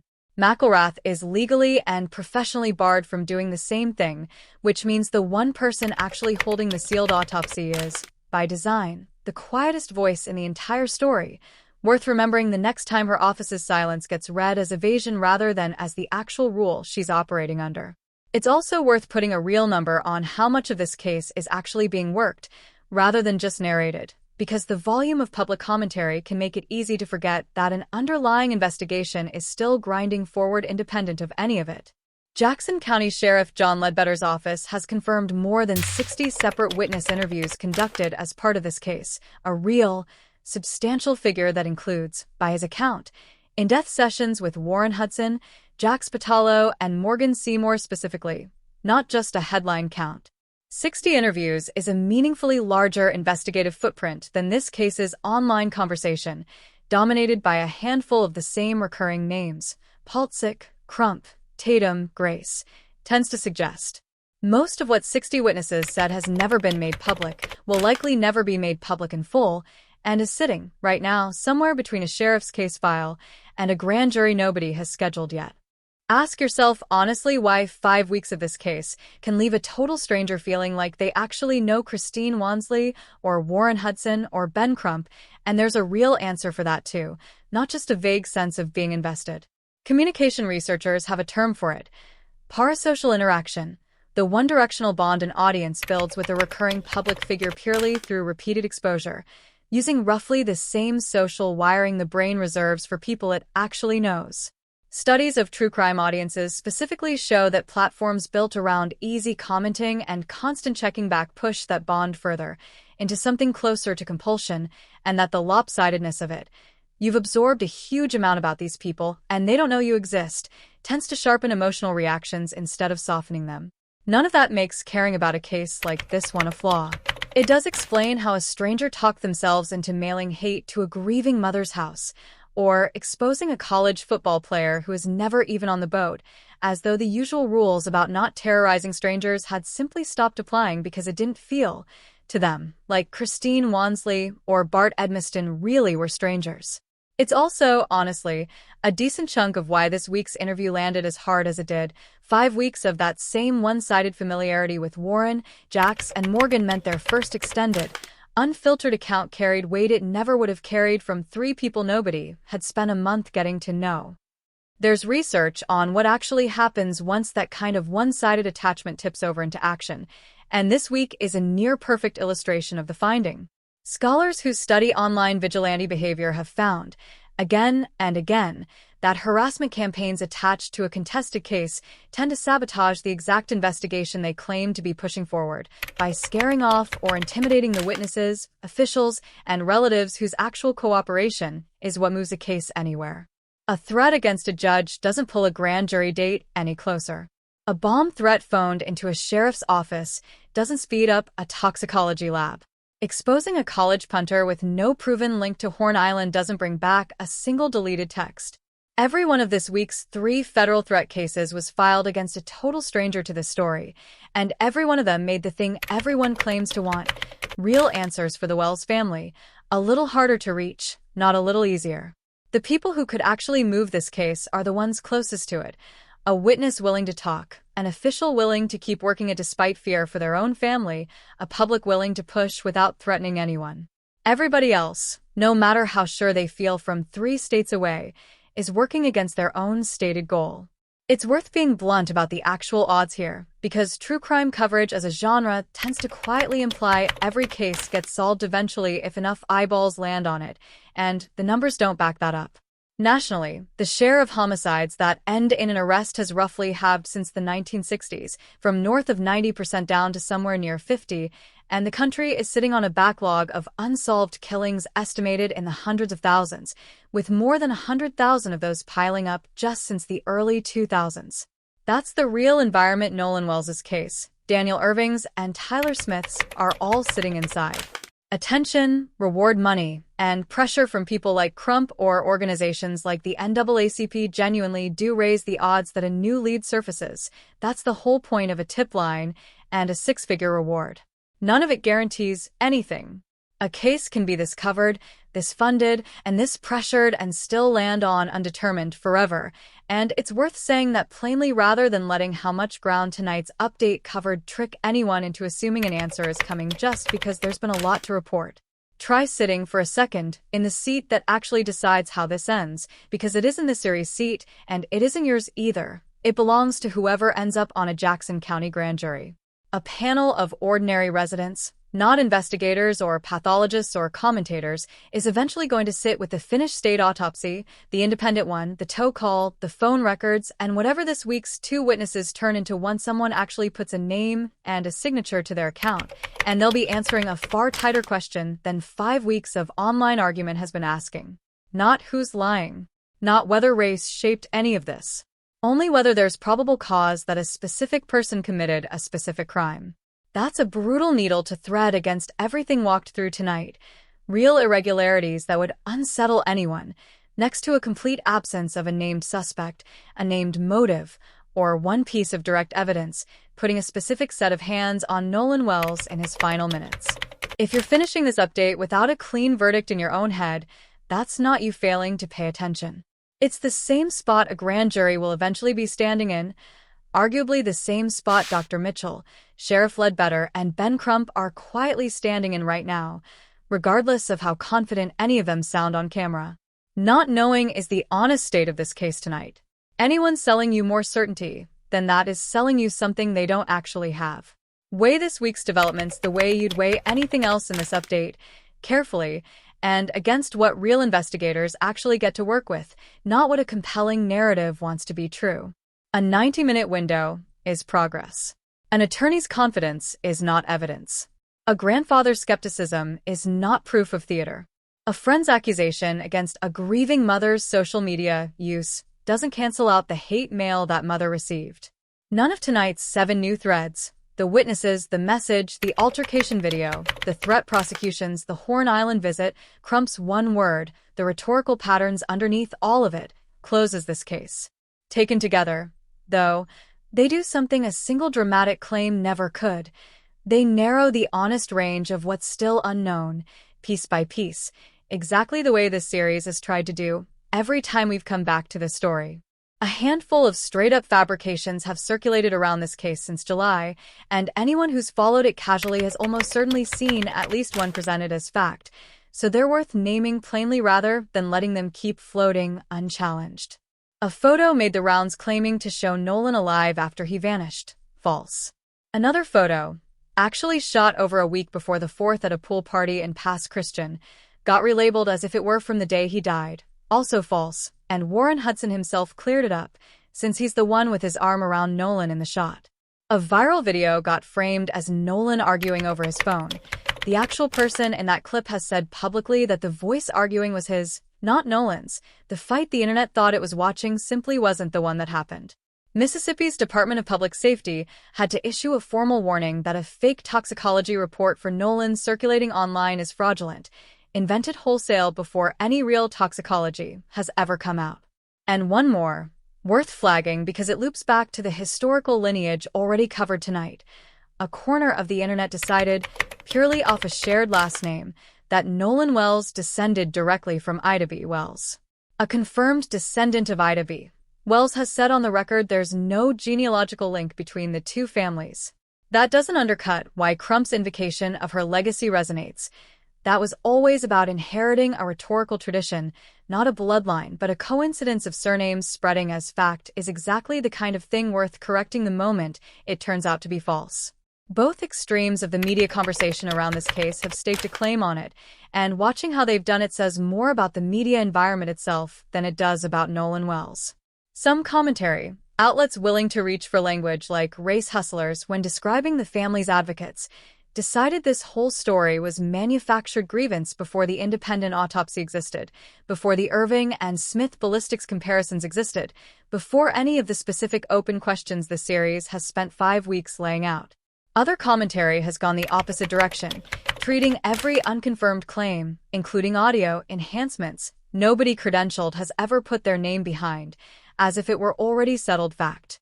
Different flags, same move, pick the ending first, then go mining an unresolved case for whatever supports it. This update tried to do the opposite at every turn, naming exactly where Dr. Mitchell's report runs thin, naming exactly what the Hudson family's legal defense is built on, naming the actual research behind the reward gap, and putting Jax Pitalo's claim against Christine Wansley in the same breath as the hate mail she received rather than only telling one half. Committing to one lane for 5 straight weeks would have been the easier version of the series to make. It's not the one we made. The commentary surrounding this case has itself become worth watching this month, and 2 pieces published in the last several days sit at genuinely opposite ends of how to respond to a story this saturated. One, published in Essence, argued plainly that what Nolan Wells' parents actually need from the public right now is support rather than judgment, a direct pushback against the entire genre of speculative commentary this update has spent so much time fact-checking. Another, from HuffPost, argued the opposite instinct just as directly, that the official account doesn't add up and that looking away isn't a responsible option either. Both pieces are advocacy, not neutral reporting, and we're naming them as exactly that. But it's worth noticing that neither one is arguing about a specific fact in this case. They're arguing about the correct emotional posture to hold toward an unresolved one, which tells you something real about where the story actually is a month in, not short on opinions about how to feel, and still short on the one thing that would settle any of them. There's one more thing worth flagging about this week's interview, and it's less about what was said than about what wasn't finished. Toward the end of the conversation, the host raises the Cito phone call one more time and starts to ask Paltzik a direct question about which specific claims he considers most defamatory: the audio, the transcript, the enhancement, and the interview cuts off there mid-question, with the host promising a second part is coming. We don't know what Paltzik was about to say. Neither does anyone who's watched only what's been published so far. That's worth naming plainly rather than pretending the interview reached a natural conclusion. Whatever his most specific, most legally pointed claim about the audio actually is, it hasn't been made public yet, and it's sitting in unreleased footage rather than in anything we can label confirmed or alleged tonight. If and when that second part surfaces, we'll bring you exactly what's in it, held to the same standard as everything else. Here's a connection the series should have made already and didn't, because we told you 2 separate facts across 2 separate updates without ever noticing they were the same fact. Previously, we described an anonymous $50,000 reward edition from the father of another teenager who was on Horn Island with Wells that day. That anonymous father has a name: Dr. Benjamin Hudson, Warren Hudson's own dad, the same man who set up the Give Send Go fund covering his sons, Jax's and Morgan's legal defense. Say that plainly, and it lands strangely. The father of one of the 3 young men whose account is under dispute is personally topping up the reward for information that could undercut his own son's story, at the same time he's bankrolling that son's legal defense against the people questioning it. That doesn't prove anything about Horn Island. It's just as consistent with total confidence that any new information will only back Warren up. But it's a real, specific fact nobody had connected until now, and it belongs stitched together rather than left as 2 unrelated numbers in 2 different updates. Stay a little longer on who Nolan was, because it's easy for the procedural weight of a case like this to bury the actual person at its center. Born in August 2007, raised Catholic, baptized at a parish in Moss Point, later attending church in the same Ocean Springs that would go on to march for him. 5 siblings. His mother remembers him as gentle and calming, someone who made whoever he was around feel noticed. One line from his obituary is hard to get past. He'd already told people he wanted 3 daughters someday and had already picked out their names. That has nothing to do with any investigation. It's just a plan an 18-year-old made for a future that isn't coming, and it's worth pausing on once, plainly, before diving back into grand juries and dollar figures, because that plan is the actual reason any of this machinery exists in the first place. The people who coached him remember details, not platitudes, and details are what actually make a loss feel real instead of abstract. His head coach at Southwest Mississippi Community College said the thing that stayed with him wasn't Nolan's talent, but how reliably he showed up on time. Every drill finished, the same effort on an ordinary Tuesday as on game day. One assistant coach still thinks about their last conversation, a short one near the end of the spring semester, ending with their usual handshake and Nolan telling him he loved him on the way out the door. A teammate remembers him simply as one of the most respectful people he's ever known. And in the film room where the receivers meet every week, his old seat is still empty. Nobody reassigned it. Nobody had to explain why. That same service is the moment this stopped reading as regional news and started reading as a national one. Al Sharpton gave the eulogy. Spike Lee and Terrell Owens both showed up in person. And one small, telling fact from that same week, Warren Hudson's own father stayed away entirely, citing safety concerns for his family, a father skipping his son's friend's funeral out of fear, regardless of whose version of Horn Island turns out to be true. Christine and Elmore Wansley had already given their first interview days before, sitting with Michael Strahan, Crump beside them, and Christine's language then carried almost no accusation in it at all, just that the family wanted honesty, a real investigation, the same treatment any family would expect. Elmore said less, and what he did say has stuck with people since, that they'd always told Nolan the rule was simple: stay with your group, ordinary advice any parent gives before a holiday, remembered afterward by a father who now has to live with the fact that, this one time, it wasn't followed for reasons still nobody's explained. At the funeral itself, Christine thanked God for 18 years with her son, 3 days ahead of the independent autopsy coming back with no real answer for how they ended. What happened to Christine Wansley personally in that same stretch deserves its own honest look, because no matter where you land on drowning versus foul play, nothing about this part has a defensible reading. Before the funeral, someone mailed hate directly to her home. A photo of her standing with Sharpton and Crump, marked up with arrows and dollar signs meant to insinuate she was cashing in on her son's death. Afterward, her actual employer page, she practices as a family medicine nurse practitioner, got flooded with 1-star reviews that had nothing to do with her clinical work, timed to whatever the case's press cycle was doing that week. It went further than reviews. An anonymous tip triggered a formal misconduct complaint with the Mississippi Board of Nursing, which investigated and closed it without finding anything. A stranger tried to use a state licensing board as a weapon against a grieving mother's livelihood, and the state looked and found nothing there to substantiate it. Crump has called it intimidation outright, noting Wansley practiced for years in Mississippi without a single complaint on her license until she started publicly asking questions about how her son died. However you read the rest of this case, there's no defensible version of that. It's worth explaining, honestly, why this specific case has held a national audience for 5 straight weeks rather than fading the way most stories like it do, because there's real, documented psychology behind it, and understanding the mechanism doesn't require doubting anyone's sincerity. Psychologist Ari Kruglansky's research on what's called the need for cognitive closure found that people vary, and situations vary, in how urgently the mind wants a settled, confident answer rather than sustained uncertainty, and that need intensifies specifically under time pressure, emotional stakes, and repeated exposure to a topic, all 3 of which this case has in abundance.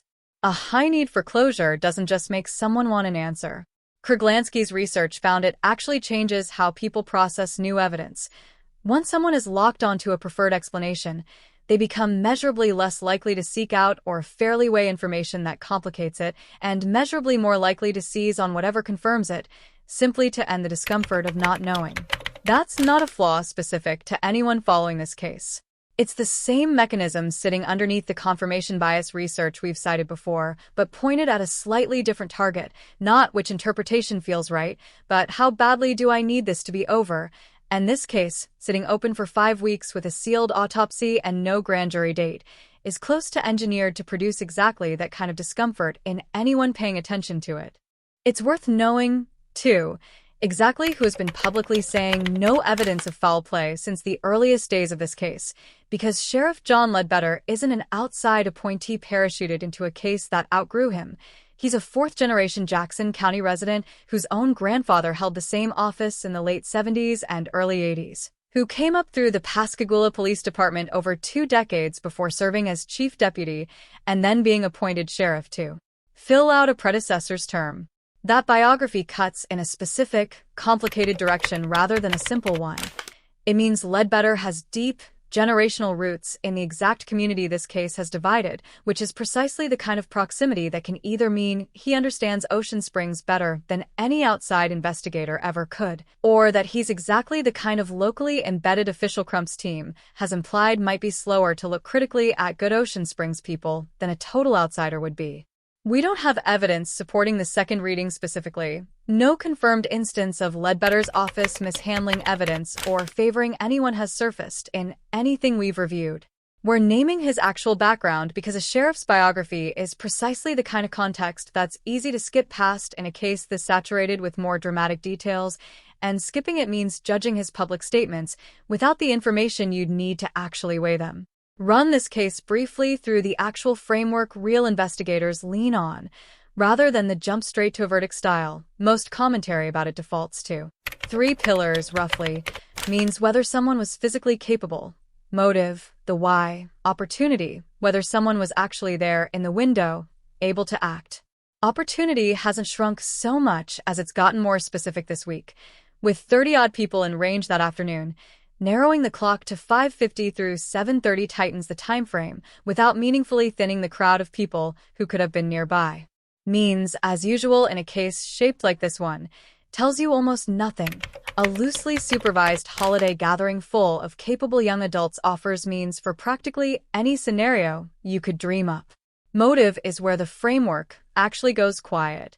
Nothing specific, named or sourced, no documented grudge, no prior bad blood, nothing close to the kind of proof that actually secured the federal hate crime conviction in the Ahmaud Arbery case, has been publicly tied to anyone in the story on either side, this week or any week before it. A competent investigator doesn't invent a motive just because a story feels incomplete without one. They keep working until either a real one turns up or the manner of death itself gets settled as accidental, at which point the missing motive stops mattering entirely. A second classic piece of investigative logic is worth applying honestly here too, and it doesn't land where most viewers would guess. Occam's razor says, roughly, that without a specific reason to think otherwise, the theory needing the fewest new assumptions deserves testing first, which here would mean ruling accidental drowning in or out rigorously before jumping to a scenario requiring dozens of teenagers to hold a coordinated silence. That principle turns into a problem the second it gets used as an excuse to stop looking once a simple story shows up, rather than as a starting point you're still willing to abandon. That's the real substance behind Crump's criticism of the sheriff's early, no foul play suspected language. Not that starting with accident was wrong, but that it risked hardening into a conclusion before the tissue, the toxicology, the deleted messages, and now this week's witness claims had actually been weighed against it. The discipline was never about favoring the simple explanation or the complicated one. It's about refusing to stop checking until the evidence forces an answer, not convenience, and 5 weeks in sealed autopsy and no grand jury date, that checking clearly isn't finished yet. There's actual history under this case that deserves a specific name rather than a vague nod at the past, because Crump keeps invoking one in particular, Ida B. Wells, and that reference is worth taking seriously on its own rather than either accepting it uncritically or brushing it off. Wells spent much of her career in the 1890s documenting lynchings across Mississippi with an approach the series is, on a much smaller scale, trying to copy, Track down the claim, put a name on the source, print only what holds up, and say out loud what doesn't. She paid for it. A mob burned down her Memphis printing operation in 1892, and what she managed to document anyway is still the record historians lean on today. None of that settles whether Nolan Wells died in an accident or something worse. That's a separate, forensic question, not a historical one. But it does explain something real about why a case out of this particular state has grabbed a national audience the way it has, independent of whatever the sealed autopsy eventually reveals. The actual history behind that resonance has names, dates, and federal case files attached to it. It isn't a mood. Emmett Till was 14 when he was killed in Money, Mississippi in the summer of 1955 over an accusation involving a white woman in a store. His killers walked free after roughly an hour of jury deliberation, and one of them later described the killing to a magazine. On the record, once double jeopardy meant he was untouchable. 9 years after that, in June of 1964, 3 young civil rights workers investigating a burned church in Neshoba County were murdered by Klansmen who had a county deputy in on it. Getting anyone convicted at all took federal civil rights charges in 1967, not state murder charges, and getting even one participant convicted under state law took until 2005 on manslaughter, not murder, for decades after the killings. Neither case is contested history. The Justice Department's own Civil Rights Division still keeps public files on both. That's the specific record sitting underneath every Mississippi's fraught history reference this case has generated, and it's worth being exact about it rather than letting the phrase do vague work on its own. Next to that history sits a separate, measurable pattern, and this one comes with real numbers rather than a feeling. Back in 2004, journalist Gwen Ifill named it Missing White Woman Syndrome, the observation that national attention and funding for missing persons cases tracks across large samples, with the race and class of who's missing, and researchers have kept testing that observation ever since, not just repeating it as a slogan. Here's a live figure to set against Nolan Wells' own. The reward money in the still-open Nancy Guthrie disappearance, a case that's pulled sustained national coverage of its own this year, now tops $1.2 million, a family-funded 7 figures plus a $50,000 FBI add-on. That doesn't prove anything specific about either case. Guthrie's situation has its own particulars, including what a retired FBI agent has publicly called an unusually narrow suspect pool. But $1.2 million against $175,000 is a real, checkable gap sitting exactly where Ifill's research said it would, and pretending that gap isn't visible here would be its own act of dishonesty. It's worth actually defining grand jury plainly, because this case has thrown the term around for weeks, as though the mechanics behind it are common knowledge. It isn't a trial. Nobody's cross-examining anyone. There's no judge ruling on objections. None of the courtroom drama most people picture when they hear jury duty. A prosecutor lays out evidence behind closed doors. The whole process stays sealed, and the panel's only real job is deciding whether probable cause exists, a far lower bar than the beyond a reasonable doubt standard needed to actually convict someone, to file formal charges. Mississippi, like most states, leaves the prosecutor holding almost total control over what a grand jury even sees, which is exactly why keeping Nolan Wells' autopsy sealed until that hearing is standard procedure, not a red flag. Every case that goes through a grand jury gets the same confidentiality, not a special exception carved out for this one. Here's what's actually locked in as of tonight. The sheriff's investigation remains open. The state autopsy is finished but sealed. There's no public grand jury date, and nobody has been charged with anything connected to how Nolan Wells actually died. It's also worth returning, briefly, to the more granular, personal details from that same interview that got less attention than the timeline claims, but say something real about the texture of what these 5 weeks have actually looked like day to day. The story about a friend being turned away buying a drink before work, the account of being recognized and confronted mid-meal at a restaurant, the description of always on a swivel. None of those are the kind of claim a grand jury will ever rule on, and none of them move the actual investigation forward by a single day. But they're the parts of this story that explain why it still holds an audience 5 weeks in, more than any autopsy detail does. A viewer doesn't need to understand forensic pathology to recognize what it would feel like to be stopped at a restaurant table by a stranger, holding up your own face on their phone. That's not evidence of anything about Nolan Wells' death. It's a real, human data point about what unresolved public suspicion does to the people living inside it, whichever version of this story eventually turns out to be true. A 5:50 p.m. sighting that rests entirely on an attorney's characterization is not the same as a 5:50 p.m. sighting confirmed by two named people willing to put their account on the record in a way we, or anyone else, can independently check. A threatening message referencing a witnessed argument is not the same as a verified witness account of that argument, and right now we genuinely do not know which one it is. A video of an altercation involving other people tells us Horn Island was still active and occupied in the evening. It does not tell us anything about what happened to Nolan Wells specifically. And an attorney's 0% chance carries exactly the same evidentiary weight as any other advocate's absolute claim in this case, which is to say, it tells you what he believes and what his job requires him to say, not what the sealed autopsy or the eventual grand jury will find. What this week does tell you, more clearly than anything since the case began, is how fast the public record around Nolan Wells is now moving, and how much of it is still arriving as competing, on-record claims rather than settled fact. Two witnesses who may or may not exist in the form described. A message that may or may not reflect real knowledge. A defense that is, for the first time, being made directly and at length by the young men themselves instead of only through statements and secondhand reporting. A grandfather calling that same defense theater. None of those things cancel each other out. They sit side by side, unresolved, joining a pile of open threads going back to July. The tow call nobody explained, the phone that came back late, the retained tissue nobody was warned about. Each one a real, source fragment of the story, and not one of them, by itself, the whole picture. It's worth one more honest pass on what verify a witness would actually take in practice, because saying we're not there yet is easy, and it's worth showing exactly what would move this specific claim from alleged to confirmed. It isn't enough for Paltzik to release two names. Verification would look like an independent outlet or investigator reaching those two people directly, without Paltzik's team present or coordinating the conversation.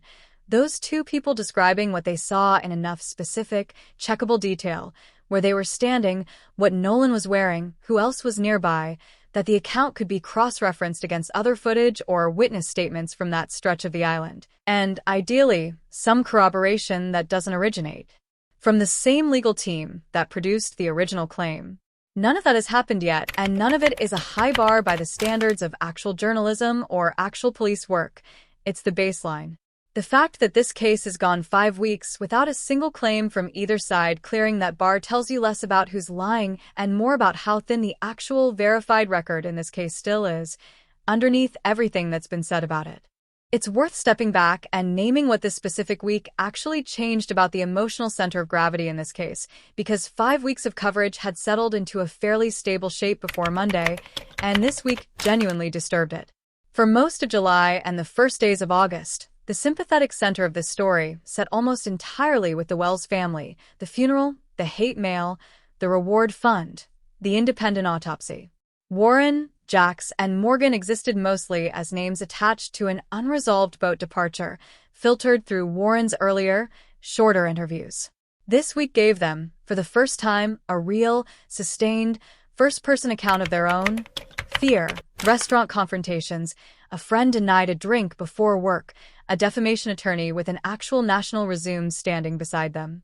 That doesn't make either account more or less true than it was last week. It does mean a viewer who watched only this week's interview, without the 5 weeks of context this series has built, would walk away with a meaningfully different sense of who the sympathetic party in the story is than a viewer who's been following since July 5th. Neither read is wrong on its own terms. It's worth noticing, honestly, which version of this case you'd be carrying if this week's interview were the only thing you'd ever seen of it, and asking whether that's the version 5 weeks of actual reporting actually supports, or just the version the most recent, most emotionally vivid piece of content happened to leave you with. There's a piece of game theory worth laying next to Crump's "somebody knows something" line, because it explains why knowing something and saying it out loud are two entirely different acts, and why a case can have dozens of partial witnesses and still take 5 weeks to produce 2 unnamed ones.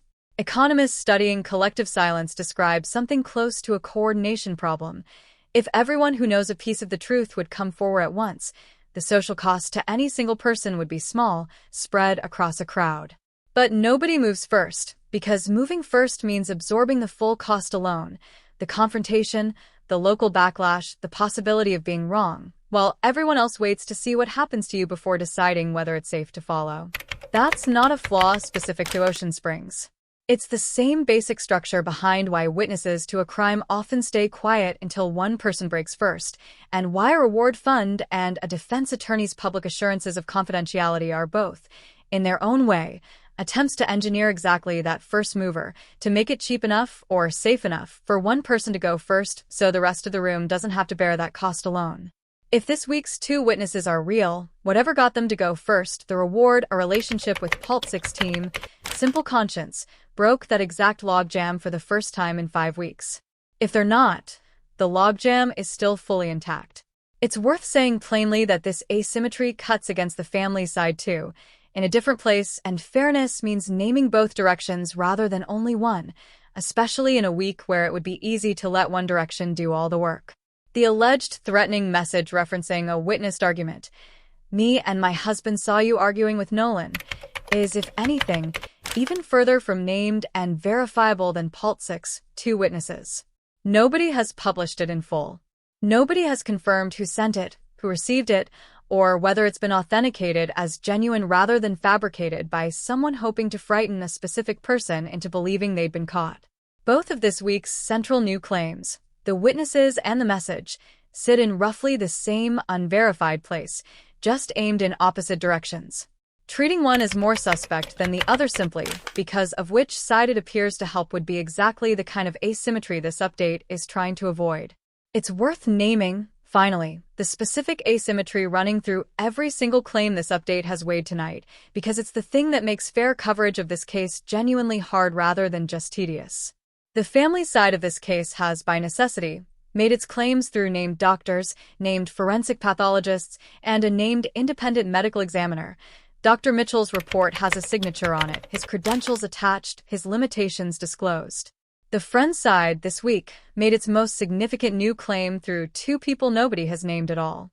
That's not automatically a mark against the claim's truth. Real, legitimate reasons exist to protect a witness's identity, and this update has said so more than once tonight. But it does mean the two claims aren't currently sitting at the same evidentiary altitude, whatever their emotional weight feels like side by side, and treating them as equivalent just because they arrived in the same week would be its own quiet distortion.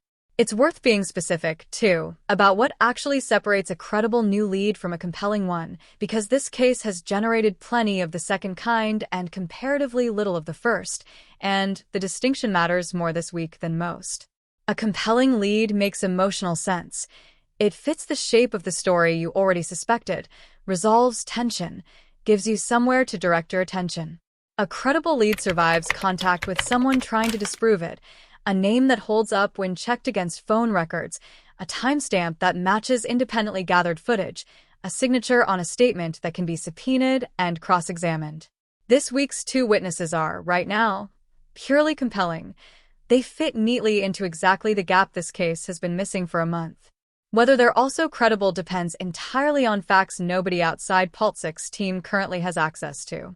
The instinct to treat compelling as though it were already credible is, honestly, the single most common failure mode across every piece of coverage this case has generated in 5 weeks, this series very much included at points, and it's worth naming as its own discipline.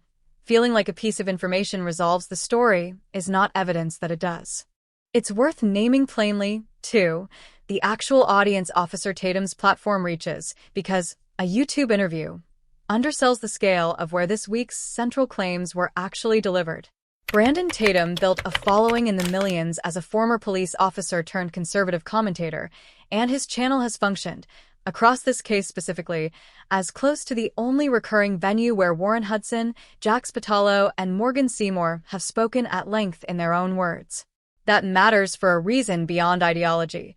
It means the three young men at the center of half this case's open questions have effectively one media relationship, not several competing ones, which means every follow-up question, every skeptical pushback, every moment of the interview that didn't make it into a clip is filtered through a single interviewer's choices about what to ask and what to let go. A viewer who's only ever seen Warren, Jax, and Morgan through that one lens has seen a real account, but a curated one, shaped by one relationship, the same way a viewer who's only ever seen Christine Wansley through Ben Crump's press conferences has seen a real but similarly curated account of her. Neither curation makes either account false. It's worth knowing you're looking through a single lens each time, rather than assuming either venue is neutral ground. One last mechanical point before we close. A reward fund like this one isn't really an emotional gesture, it's a calculated tool, and it's worth being blunt about what it's actually for. Someone out there who already knows something is weighing that knowledge against the cost of saying it out loud in a small, tightly bound community that, by every account, doesn't love turning on its own. A six-figure number is picked specifically to tip that scale. $175,000 is meant to be large enough to make at least one person holding real information decide it's worth the fallout. Whether it's actually worked, whether this week's two witnesses came forward because of that number, or for reasons that have nothing to do with it, hasn't been reported anywhere as of tonight. That's one more open question stacked on everything else this update hasn't been able to close. Pull back from every reward fund and every interview for a second to the thing actually holding these three families together underneath all of it. On July 20th, in a church in Ocean Springs, Christine Wansley thanked God out loud for 18 years with her son before anyone had confirmed a single fact about how those years ended. Since then, she's watched her grief get twisted by a stranger's hate mail into an accusation of profiteering, and this week watched one of her son's own friends suggest, in public, that her own posts had helped fuel the storm around her. None of what a grand jury eventually decides, accident, homicide, or one more undetermined ruling filed away in Jackson County, undoes the plain fact sitting underneath all of it. She raised a son for 18 years, put him on a boat for a holiday, and has lived every day since without him or an answer. Swap out every disputed detail in this case, the tow call, the phone, this week's witnesses, this week's threats, and that fact doesn't move. It doesn't move for Tamika Irving either, who sent her son out with friends for an afternoon and got a missing persons report back, still pushing for charges the system hasn't given her. It doesn't move for Tyler Smith's grandmother, holding "he loved life" next to "police called it self-inflicted" in the same breath, refusing to believe her grandson turned a gun on himself. 3 different states, 3 grieving women, one holiday split across 2 different years, and the same answer if you asked any of them what they actually want. Not a particular verdict, not even necessarily punishment, just the truth, plainly told, by someone with the standing to say it and the credibility to be believed. There's one more piece of real, documented psychology worth naming before we close, because it explains something specific about why this week's 0% chance, no decimals statement was phrased the way it was, and it's a different mechanism than the repetition effect we already walked through earlier tonight. Economists and psychologists Amos Tversky and Daniel Kahneman documented what's called anchoring bias, the finding that the first number or claim a person hears about an uncertain situation disproportionately shapes every judgment that follows, even when that first number was arbitrary, even when the person consciously knows it shouldn't matter. Apply that honestly to this case's own timeline. The first authoritative public statement anyone heard, in the earliest days of July, was the sheriff's office's "no evidence of foul play" language, an anchor that, fairly or not, shaped how a huge share of the public read every subsequent piece of evidence, tissue discoloration and all, through an "unless something new proves otherwise" lens. This week, Paltzik's 0% chance, no decimals is doing the identical structural job from the opposite direction, an attempt to plant new, maximally absolute anchor before the 2 witnesses are even named, so that whatever comes next gets read through a "the friends have already been cleared" lens instead. Neither statement is forensic evidence. Both are anchors, deployed by people with a specific stake in which direction the public's baseline judgment settles, and recognizing the mechanism is the only real defense against either one doing more work on your own thinking than the underlying evidence actually earns. It's worth taking one more pass specifically through what got said in this week's interview, because a close, second look at a handful of individual lines reveals something the first pass tends to miss. Notice that Paltzik's strongest, most quotable claim, "there's no chance they made a mistake," is a claim about 2 people's confidence in their own memory, not a claim he could have any independent way of verifying himself. He wasn't there for the sighting. He's relaying somebody else's certainty as though it were his own, which is a subtle but real distinction. A lawyer telling you a witness sounds credible is not the same thing as a lawyer telling you he personally confirmed the witness's account against other evidence. Notice, too, the specific moment inside the original interview when the host breaks a mid-emotional beat, right after the most vulnerable material about the friends being followed, confronted, and threatened, to remind viewers to like, subscribe, and join a membership program before returning immediately to the same emotional register as if the interruption hadn't happened. That tonal whiplash is worth naming plainly.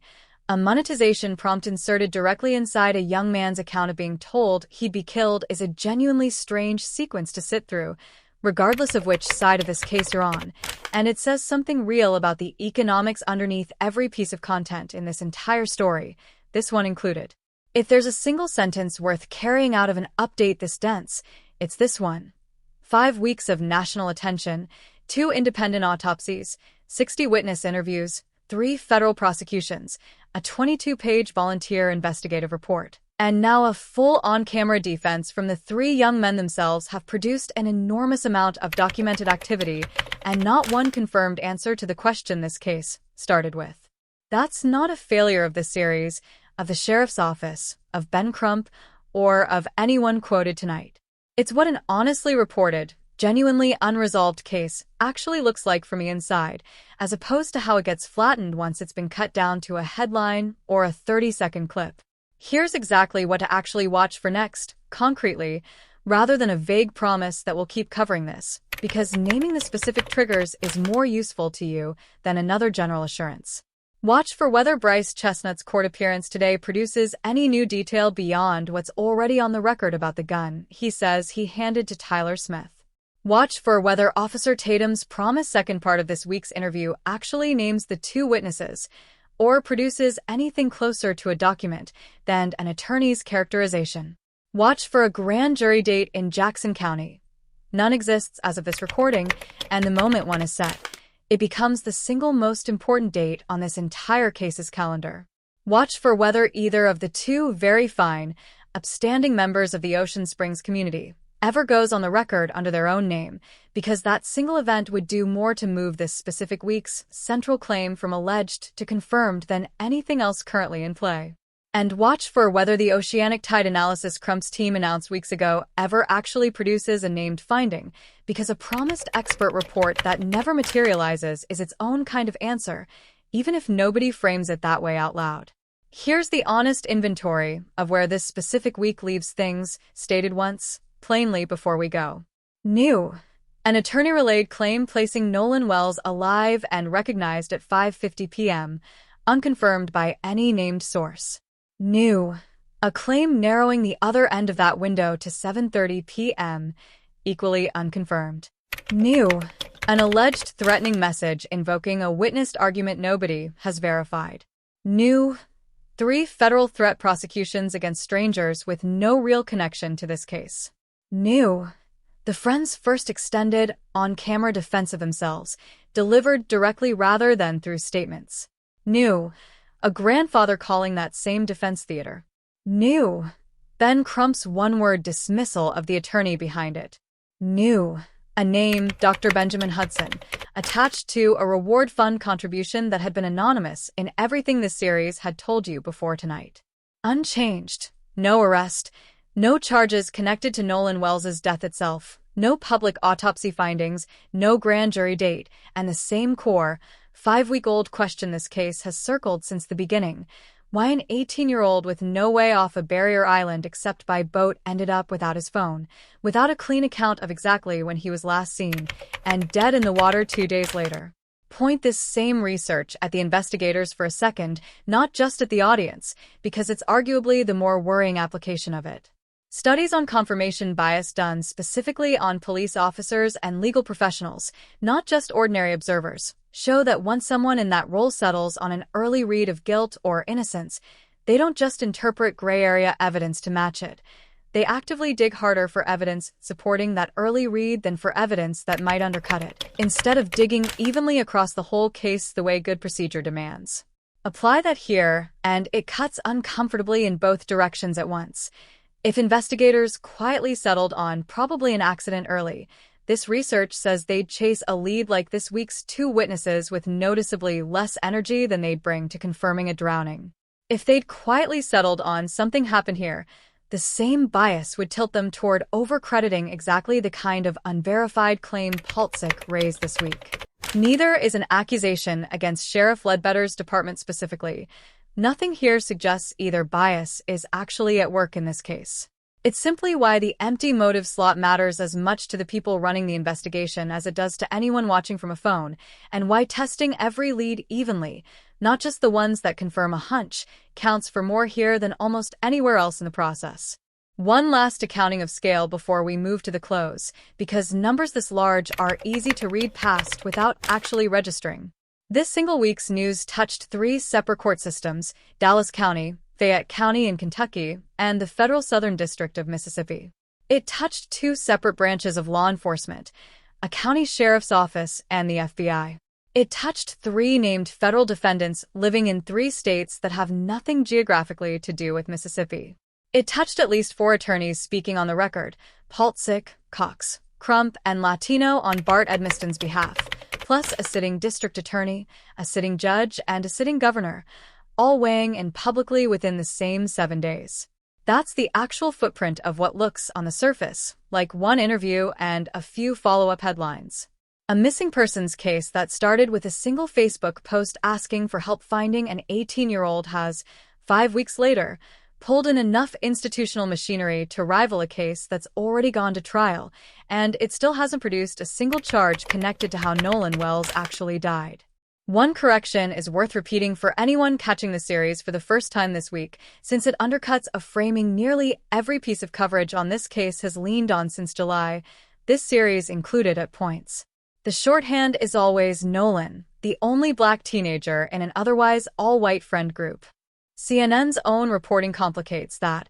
A second black teenager was actually supposed to be on that boat and only missed it because it filled up before he could climb in. Nobody's heard his account of what he saw or heard before departure. Not in this week's news. Not in this week's interview. Nowhere in anything new this update has covered. But his existence, kept off the boat by nothing more than bad timing rather than absent from the friendship itself, complicates the lone black teen among white friends framing this case has run on since day one. Repeating that framing now, after finding a report that complicates it, would be exactly the failure this update has spent so long calling out in other coverage, so we're not doing it. Say the phone's whole story straight through once, plainly, because 5 weeks of updates have handed it to you in pieces, and the pieces deserve to be lined up in order. It didn't leave the island with Nolan. It left at 4:31 with the boat and the friends who boarded it. His mother's calls that evening went unanswered. Life 360 pointed the family to a house where some of the group was staying, and Christine Wansley showed up in person to get it back, a handoff family accounts describe as taking noticeably longer than it should have once she arrived. Once the phone was actually in her hands, both of Nolan's Snapchat accounts came up empty of that day's photos and videos, checked inside the app's own 24-hour window, not after it had already wiped itself. Texts and Snapchat messages from around the time he disappeared were gone. Who deleted any of it, on what device, at what hour? Nobody knows, 5 weeks later, and this week's news didn't touch that question at all. That's the whole chain, laid end to end, one time, without the fragments. It's worth taking one more honest look at the boat itself, because a physical, 22-foot object has ended up carrying an enormous amount of narrative weight in this case, and it's easy to lose track of what's actually confirmed about it versus what's been assumed.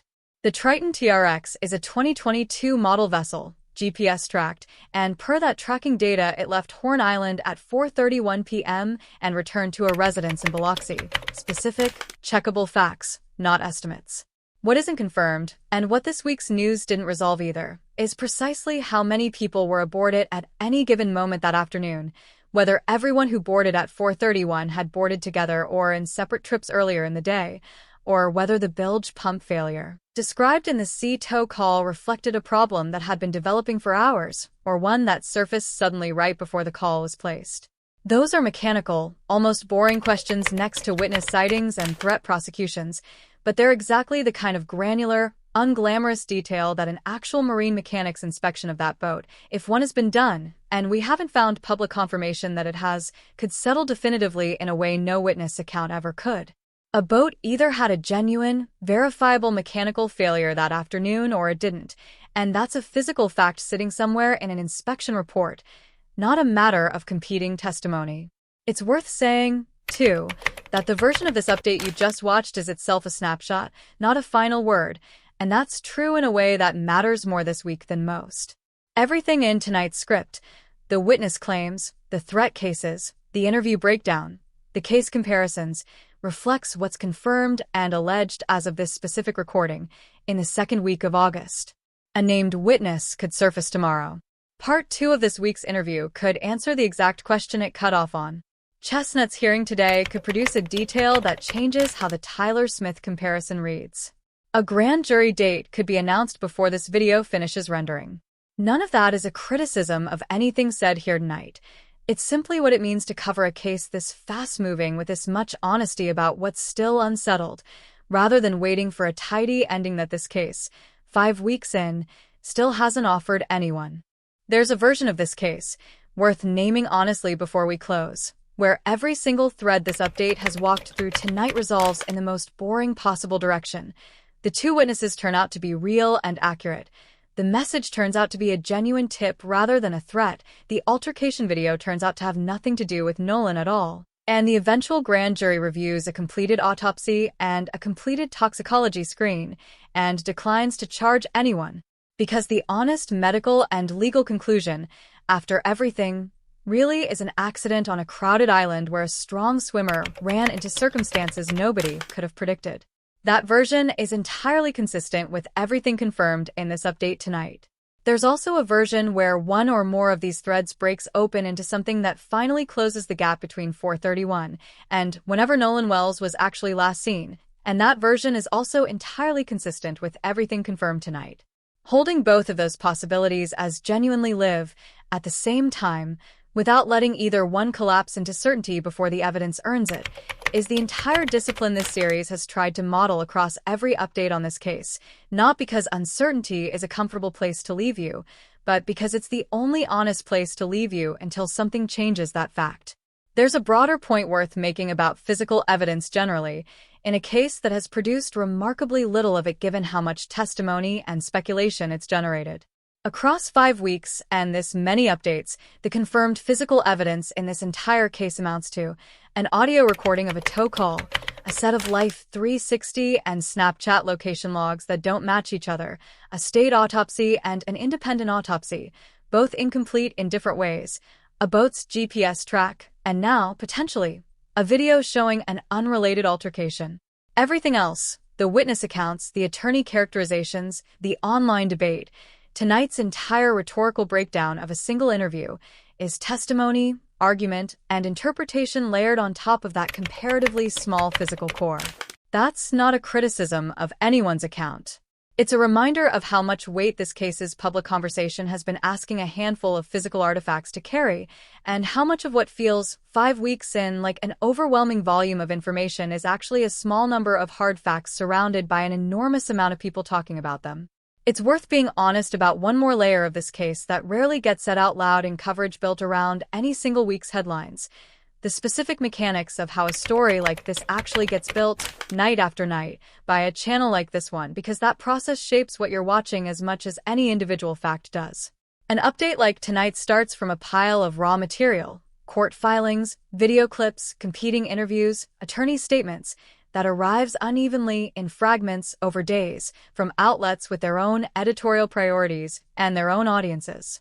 Turning that into a single continuous account means making real choices, which claim gets labeled alleged and which gets labeled confirmed, which expert gets airtime and which doesn't, which detail from a 40-minute interview gets quoted and which gets left on the floor. We've tried to make those choices visible rather than invisible tonight, telling you when we're uncertain, telling you when we've corrected ourselves, telling you exactly what a claim rests on before asking you to weigh it. But no account of a case this contested is perfectly neutral simply because it tries to be fair, and it's worth naming that limitation honestly rather than pretending this update is somehow above the same selection process every other piece of coverage in this case is also making, usually without saying so. It's worth pausing on Nancy Grace's specific role in this case one more time before we move on, because she occupies a position almost nobody else quoted in this update does. And that position is worth explaining rather than just citing her again. She's not family, not defense counsel, not law enforcement, not a volunteer search organization. She spent close to 3 decades evaluating exactly this category of ambiguous, high-profile case for a living, first as a prosecutor and then as a national commentator. And her business model depends on an audience trusting that she'll call a weak case weak and a strong one strong regardless of which narrative is more popular that week. That doesn't make her infallible, and we've labeled her statements as commentary every time we've cited them, not forensic findings. But it's worth noticing that her position on this case, real disturbing inconsistencies, explicitly not a declared homicide, has held steady across 5 weeks of new claims arriving from both directions, including this week's, which is itself a data point about how a genuinely calibrated read is supposed to behave under new information. It updates at the margins without swinging wildly every time a new attorney gives a new interview. It's worth closing the loop on one small but genuinely telling detail from this week's interview that we haven't circled back to yet, because it's the kind of thing that only stands out on a second, close pass rather than a first watch. When Paltzik describes going to Horn Island with Tyler Cox, Warren, and Jax, he calls the experience Rivoli, almost certainly reaching for a revelatory mid-sentence and landing somewhere else entirely, the kind of small verbal stumble that happens to anyone speaking under real emotional weight, unscripted, about a place where someone died. We're noting it not to mock a slip of the tongue, but because it's a useful reminder sitting right next to everything else this update has broken down about how deliberately constructed the rest of that interview was, the character testimony placed before the evidence, the triple-stacked, liars, hustlers, profeters, the 0, 0, 0 repetition.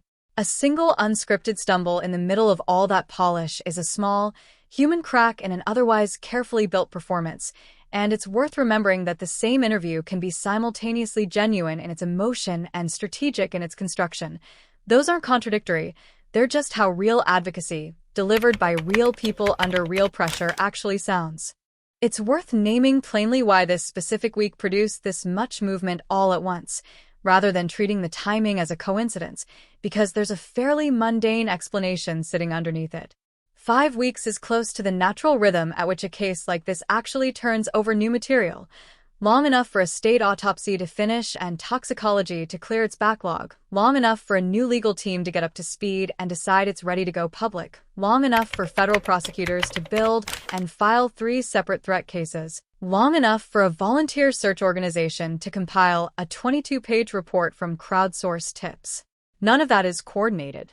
It just happens that several independent processes, a prosecutor's office, a defense team, federal law enforcement, a nonprofit search group, all cross their own finish lines in roughly the same calendar week. And when they do, a case that felt stalled for a month suddenly looks like it's moving on every front at once. That's worth knowing the next time a quiet stretch in this story makes it feel like nothing is happening behind the sealed documents and the closed-door interviews. Often, several things are happening at once, slowly, and they only become visible to you the moment they finish roughly together. It's also worth being honest about what this week's density of news actually does to an audience's sense of how close this case is to resolving, because there's a real gap between a lot happened and we're close to an answer, and conflating the two is one of the most common ways coverage of an ongoing case misleads people without technically lying. 7 new threads in 1 week feels, emotionally, like momentum toward a conclusion. Measured against what a grand jury actually needs, a named suspect, a specific motive, direct evidence connecting a specific person to a specific act, this week produced exactly 0 of those 3 things. It produced a narrower time window, if the witnesses hold up. It produced 3 unrelated federal cases against people who don't affect the underlying investigation into Nolan's death at all. It produced a louder, more personal fight between people who were already at odds. Busy is not the same as close. This update tried to give you both the real news and the honest distance still remaining between that news and an actual answer. And if you walk away from tonight feeling like you know more but the case still isn't solved, that's not a failure of this update. That's an accurate read of where things actually stand. There's a specific comparison worth making between how this week's competing statements were delivered and how the case's earliest statements were delivered back in July, because the difference tells you something real about how this story has professionalized over 5 weeks. In the first days after Nolan went missing, the public statements driving this case were relatively raw. A mother's social media post asking for help finding her son, a sheriff's brief comment to local news, a friend's account given without an attorney standing beside him. By this week, nearly every statement this update has quoted came filtered through legal counsel, a media platform with its own audience and incentives, or both at once.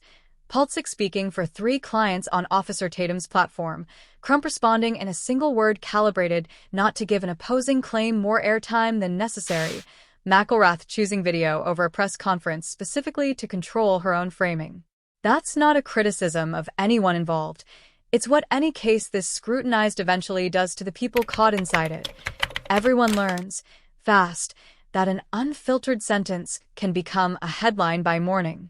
But it does mean a viewer trying to read this week's news the way they might have read July's, as relatively spontaneous, unmediated reactions, is reading it wrong. Every sentence in this update, ours included, is now coming from someone who has had time to consider exactly how it will land.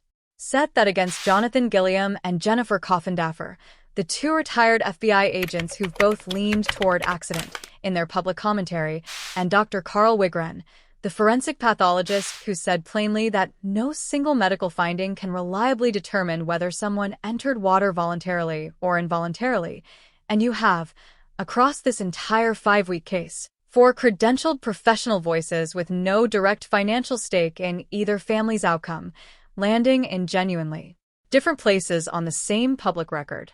Gilliam and Coffindaffer, leaning accident. Grace, holding the door open to something else without calling it homicide. Wigren, saying the science itself can't answer the question either way. That spread, among people whose entire professional reputation depends on getting these calls right, tells you something more honest about the actual state of the evidence than any single confident statement from an advocate on either side ever could, including everything said in this week's interview, including everything Crump has said in response to it. It's worth being precise, too, about the specific fabricated document that's circulated around this case's forensic side, because fraudulent toxicology report is a serious, specific claim and deserves the specificity to match it. Mississippi Department of Public Safety Commissioner Sean Tindall issued a direct public statement warning that a purported toxicology report for Nolan Wells being shared on social media is fabricated, not unverified, not premature, but manufactured, presented with the visual trappings of a real forensic document months before any actual toxicology has been released by any lab connected to this case. That's worth sitting with for a second. Someone somewhere built a fake state document specifically to look authoritative enough to pass as Nolan Wells's real toxicology results, and it circulated widely enough that a sitting state commissioner felt the need to issue a formal correction. Whatever that person's motive was, attention, a specific narrative they wanted to push, simple cruelty.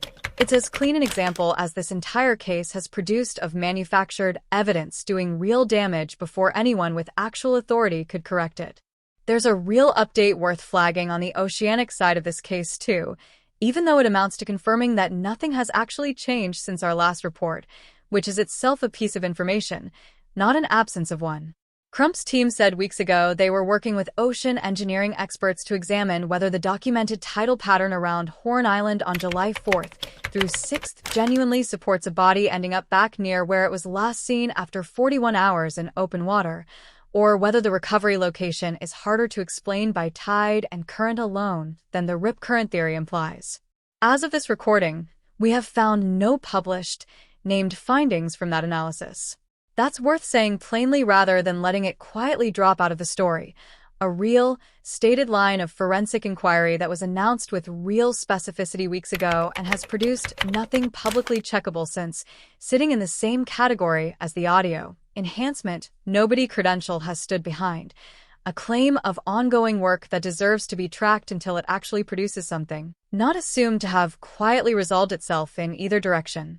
Line up Ben Crump's resume against Edward Paltzik, something this series has described separately, but never actually set side by side.